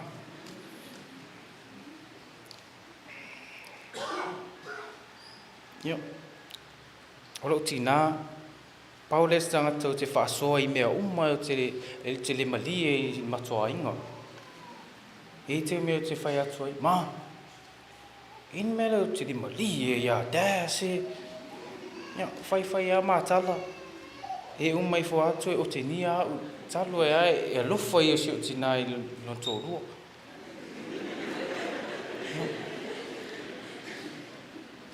Tele o mawhtanga ma si o tina. Ia, eli, o umana whaasoa tu ene o tu whawhine mna I o usu. Ia, e paua sina tamai whaasoa tua mona I o brothers, my sisters here, o mata mai mo e o audia mai Sauniga nei. Ai family atu e fa pertania sio tamai fa so.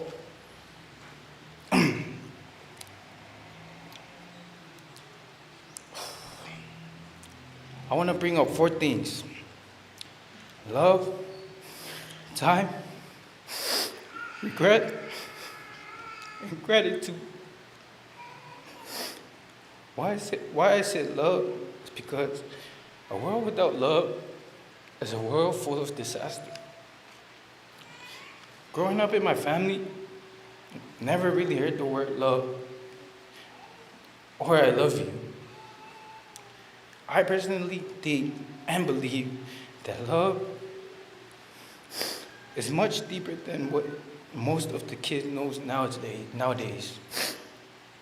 I think love is carrying you for 9 months and taking care of you. I also think that love is what our Lord and Savior Jesus Christ did for us on that cross. In my family, love is not shown by words, but through actions. Time.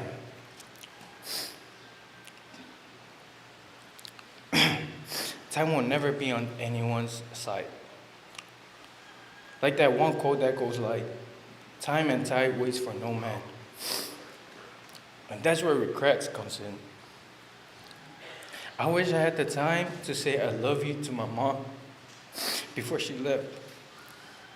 And my advice to you, fellow brothers and sisters, don't hesitate to say I love you to your parents. Like I did. Gratitude is being thankful for something. And no matter what you do in life, you always regret. Like everything you do in life, you always regret it. The big things, the little things, you always regret it. Mom, Dad, thank you. Friends, family, thank you. To my Fagaitua family, I'm grateful, I'm thankful.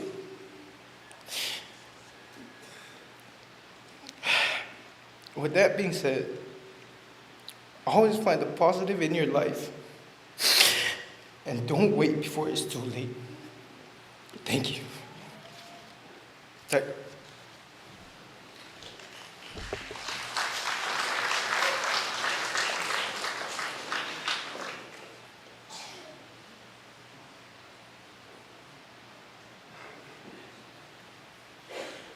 Ulua'i mai le whaaloalo ia le whanau, tulanga le pese, mō le whanau.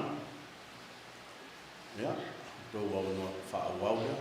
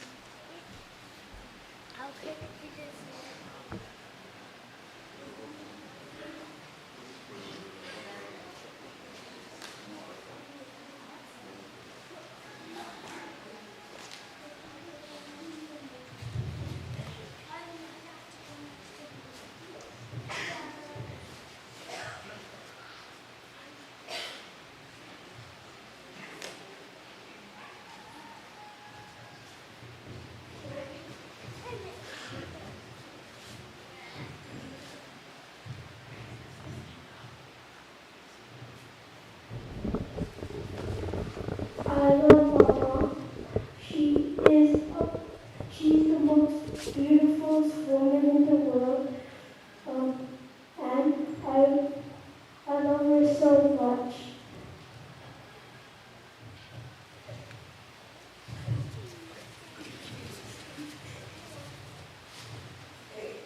This is a song that Mom would always sing to all our kids, even if we're in Hawaii or wherever we're stationed at. Someone always sings it to them, so they all know this song.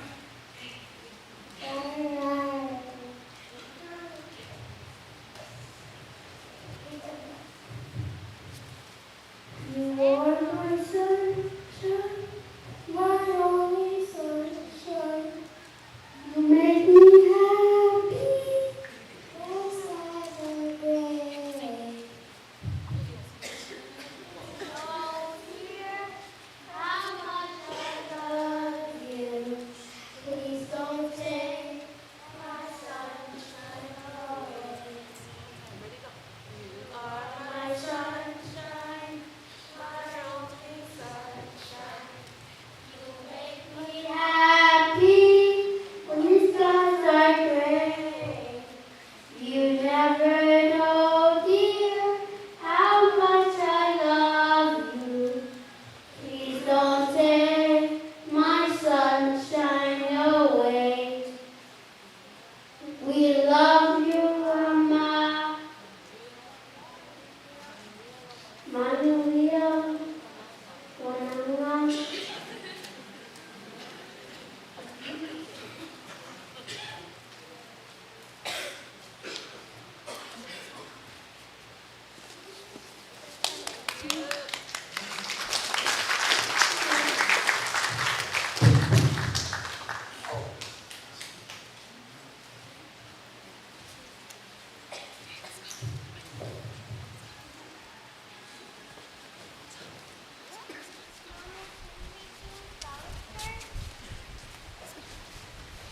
Thank you.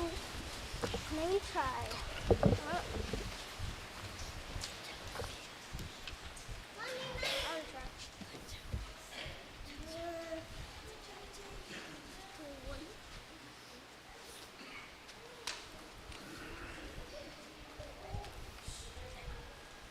Ao mauar maros. Sia la vai whalongongo. Tala whape nei. Ia, o mai tau ina fwoi ua. Ela whala. O pai o le Sauniga le to es tala. A tonu es teimi sauno atu taita.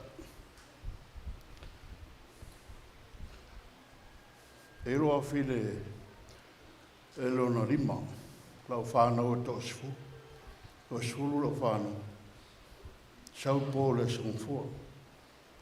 Ta ana pōru white e au whai mai au. Dad,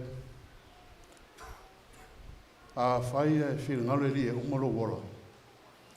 Auangi e angi whai au e o mai. Mangaka mau arurunga. Wala au mai ka vai o mai si kako ai whatas. Al wha o Labour King, o levangar, e le se si e lotu. E a le lau sau gile wa o nge lotu. Ana mea ngau fia si ai. O ana nafi whai mai tau, lau whātau lau tau wale fō. Ia, o le au ngāna o te ngata rumi. O le whaatau o le tau le fōu ma mātua. Pā te tele whanau mo le mau. Tele selu atu. Nana ngā ruanga le rau tau tina. Te mai tau ina. Tarun mau mai. Leo suluwalu tau sanga in zausa. O lana tā leni leo whanau. Leo ai whanau o le nu. Ma le kāre si aonga sā. O le aonga sā pi silen to tele ma. Aung Samoa, mori mawina i tono pūlenga. A tonu foi o kāre si atoa. Fagaitua. La tau foi atu se whiau. Tusin foi tau ina. Pese Solomona e lua foi poe wha. Nau mai a i le whale waina. O lana fua i o lunga o le alofa lea. Au tu o mawhauwhaunga whanenganga. O Iesu o le puna o le alofa moni. E sa afi ai a lii ma te maitai. O Iesu o le puna o le alofa moni. E sa afi ai a lii ma te maitai. Toe lava ina lea fia le pesa Solomona I tonu o tuspa ia. Sa tele na fefina wai komiti. Ina ua lauriri wina. Le pesa Solomona. Sa tele manatu malangona. Sa lilifa e le tatau na fia ai le pesa Solomona I tuspa ia. Aisea, ono le ngana wha leo ngalua, wha winga lua. Tarua I ono le pese a fia I tusisinga wha le tamai. Wisdom, literature. I sa I ringa, ma suasoinga lo loto na Ulua'i, o lana ngana. E au mai sao le ngona I wha upunga e ala I solo.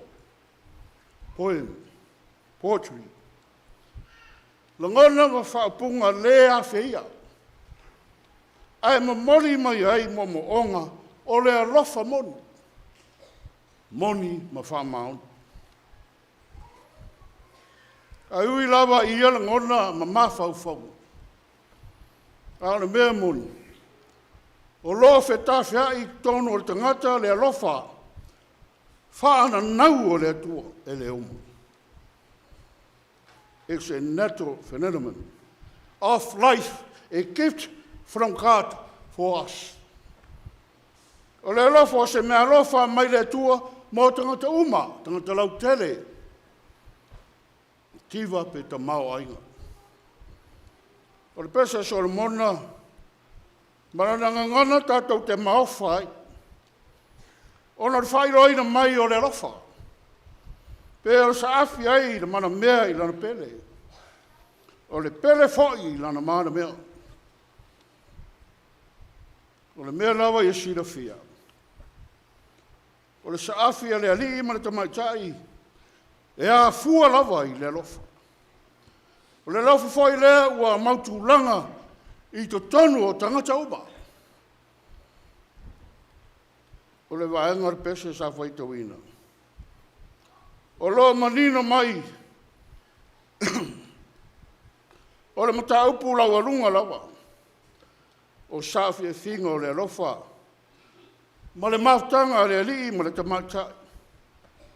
O le mea mauri o tātou wa ai to toa. Ma mana tua ai. Pe ai se ao onga.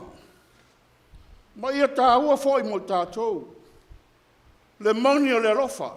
Ma safi e finga a le ali ma le tamatai. Ia ina I lava le atua.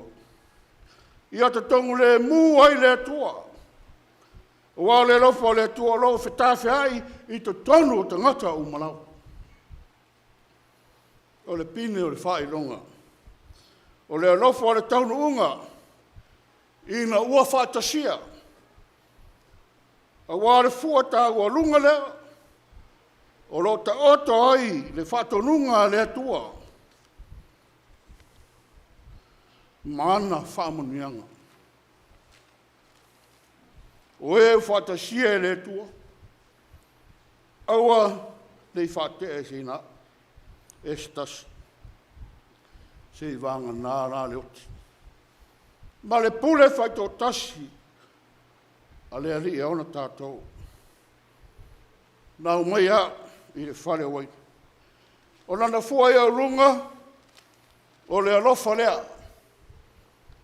O moonga ia, a le wou.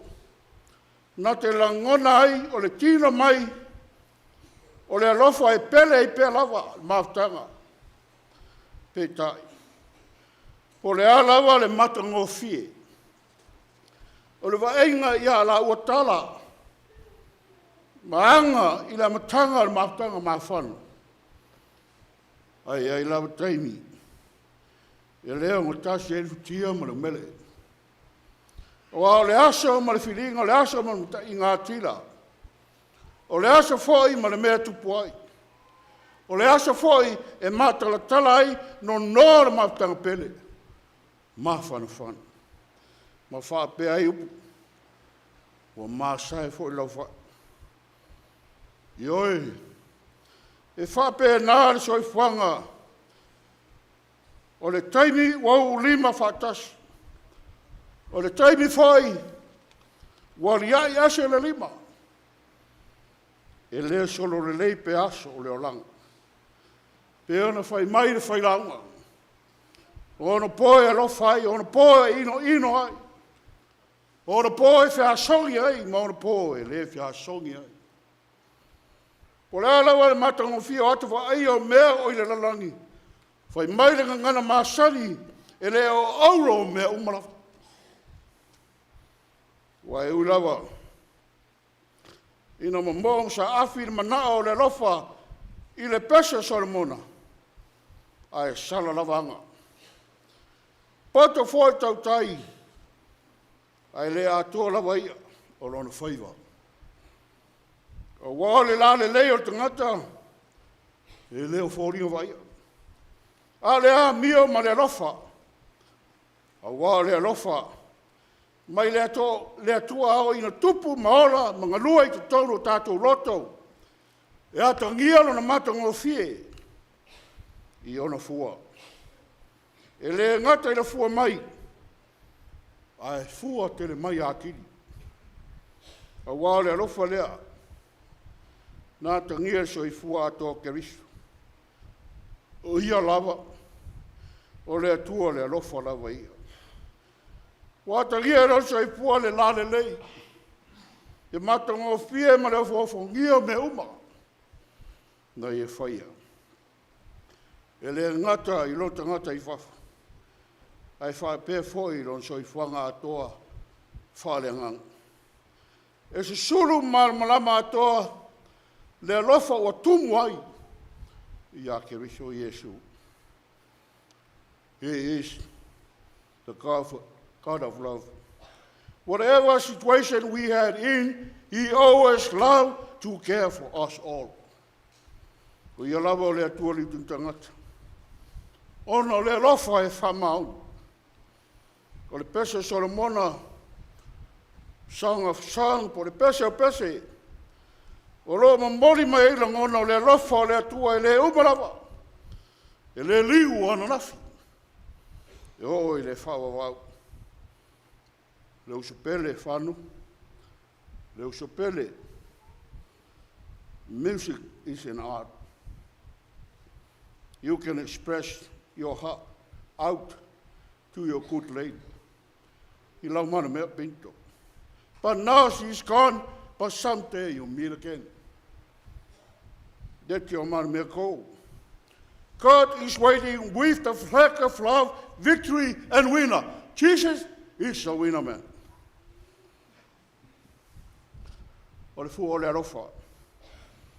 O le fua man malo e angi e ngia pea i le fatu ma le loto tangata tau aha aina e pea PINTO i ana whea au.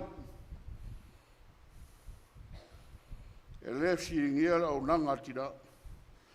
Pea no ta ua. O mo moonga o PINTO sa whiwhinga o whana witi. O PINTO o tina le rofa. Wa uno tu e lua nafi. Lau e sa mo umala whanau no mai. Mātou te oi, halo we lave. Au o nofo lava. Ta ua la ngona so tai wharus. Usa whano. Ngore whanau pele. Ai ngā tere mai tu taulang. Ka e sia whangai tua. Yoro tulang whalupe. Yoro malai. Tu mau fatu le ngai, ma lo o sa. Ma lo le ngale le ya FANO Martina. E le titi la tau fai, tau singa, ma fatu ainga. Vano no foi Martama Martina ma no foi alo. le stato loto. Ala fina ngalo le tua. E o ina pele mautanga fai mai fai launga. E ngau me tawiri. Ai le mau ai. Vai e. E noti di kate ai le mau vai puna. E tae le pu auro ai le mau ai auro. Kai sia. O loo iai pea le lofo le tua. E whawa wau. Fai mai pau. E le mwhai. E le mwhai ale atu. Po le ola. Po mea tali. Po e malosi po mea i le lupo. Po mea maulunga po le loloto. Po stasi mea na whai. Le mwhai e ia mea.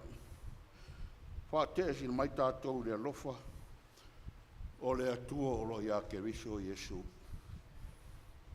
Tani, lau mātanga ma lau mea e le whaingofia te repe. O wasa whaavaina mea umai le alofa monu. Pe tai o seu whanua, le saha tina, le ngā luanga i lona mālo whaavavau le langi. Wau wala au lona matai, au auna le leie. Ma le wha mauni ulu whale mai. Fia o lauari. E le anga whapakele. Whapakele. Mo e rosi. Ai vai o e le koe whaalua inga pinto. Au a koe mai se si mea whaking au. Sa o loa nganga i leri. A upumuri. A usuri fono. Karana fau mātou. O moere te lolo. O resi pito tafuma patai mana. O resi pito tani mfano. A maua man matua inga ngā tonu. Walai open awane. Ia, o resi teimi. O matua inga kaurera ko maa moe. I whare matua pūlea. O ke moere vāo pinto ma patai mana. Ai ora uria piko ia kafa piko mai la ko lue ka. Ora kai mi rau ke furi kam kau lango ia pinto. Au furi langa vale lango ia patai man. Fa fe kai ole ai pa ia. La mon mau esele. Ma ko fie o ia matang. Ya lu reporter no. Fa tai le tu fa nga ina. O le mātou whātau wā moana whiau. E manuia o eusa. Ria whānau, manuia e kāisia, manuia ainga i tu tere, ma tu teo langa. Ria lau o whiaunga, ko wang siri. Ia mesi foi sau whainga to ina. Amen.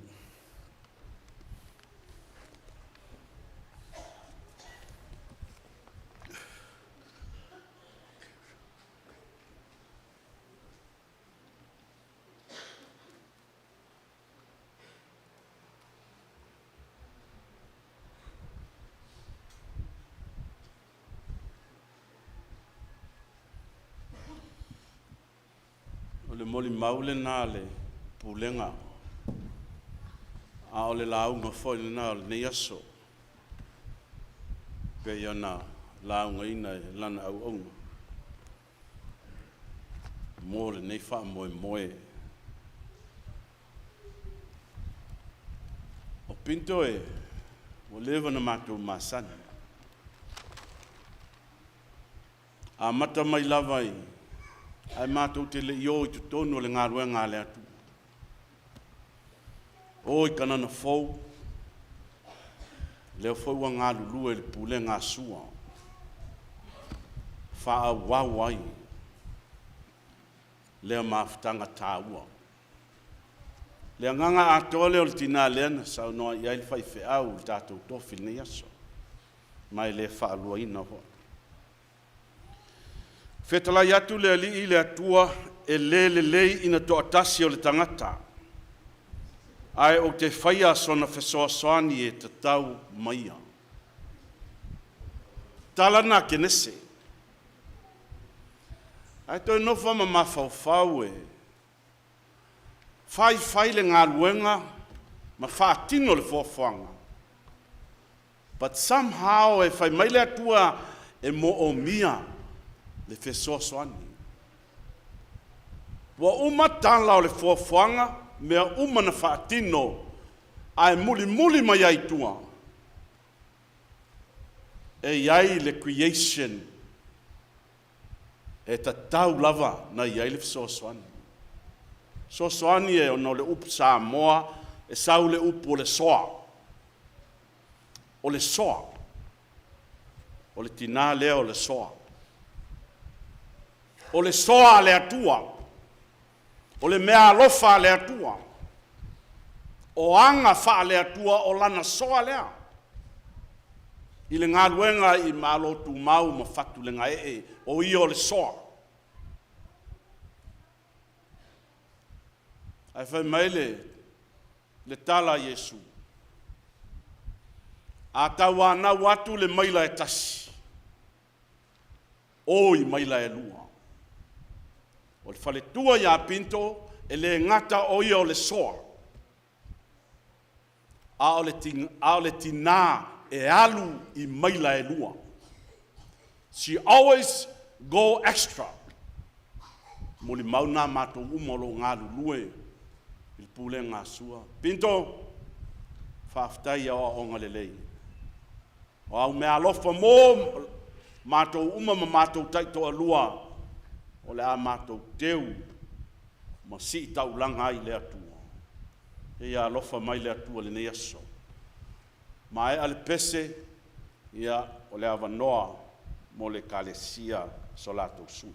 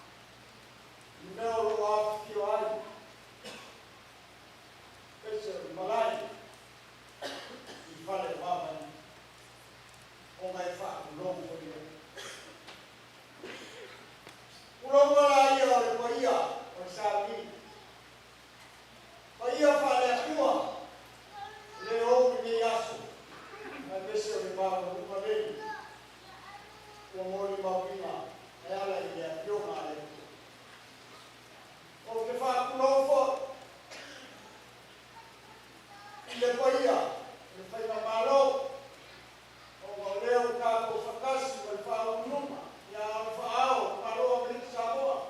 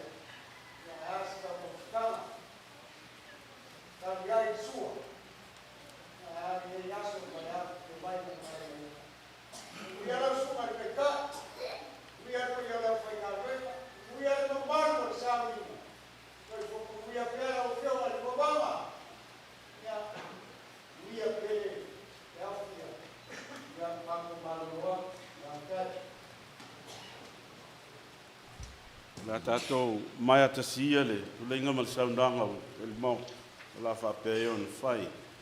O la tātou tutalo whamanuia. Ia ilunga ia te i mātou umalawa, le manuia o oe le atua le tamā, le alo, ma le anganga pa ia nei maso umalawa. E o oe le whavavau lava. Amen.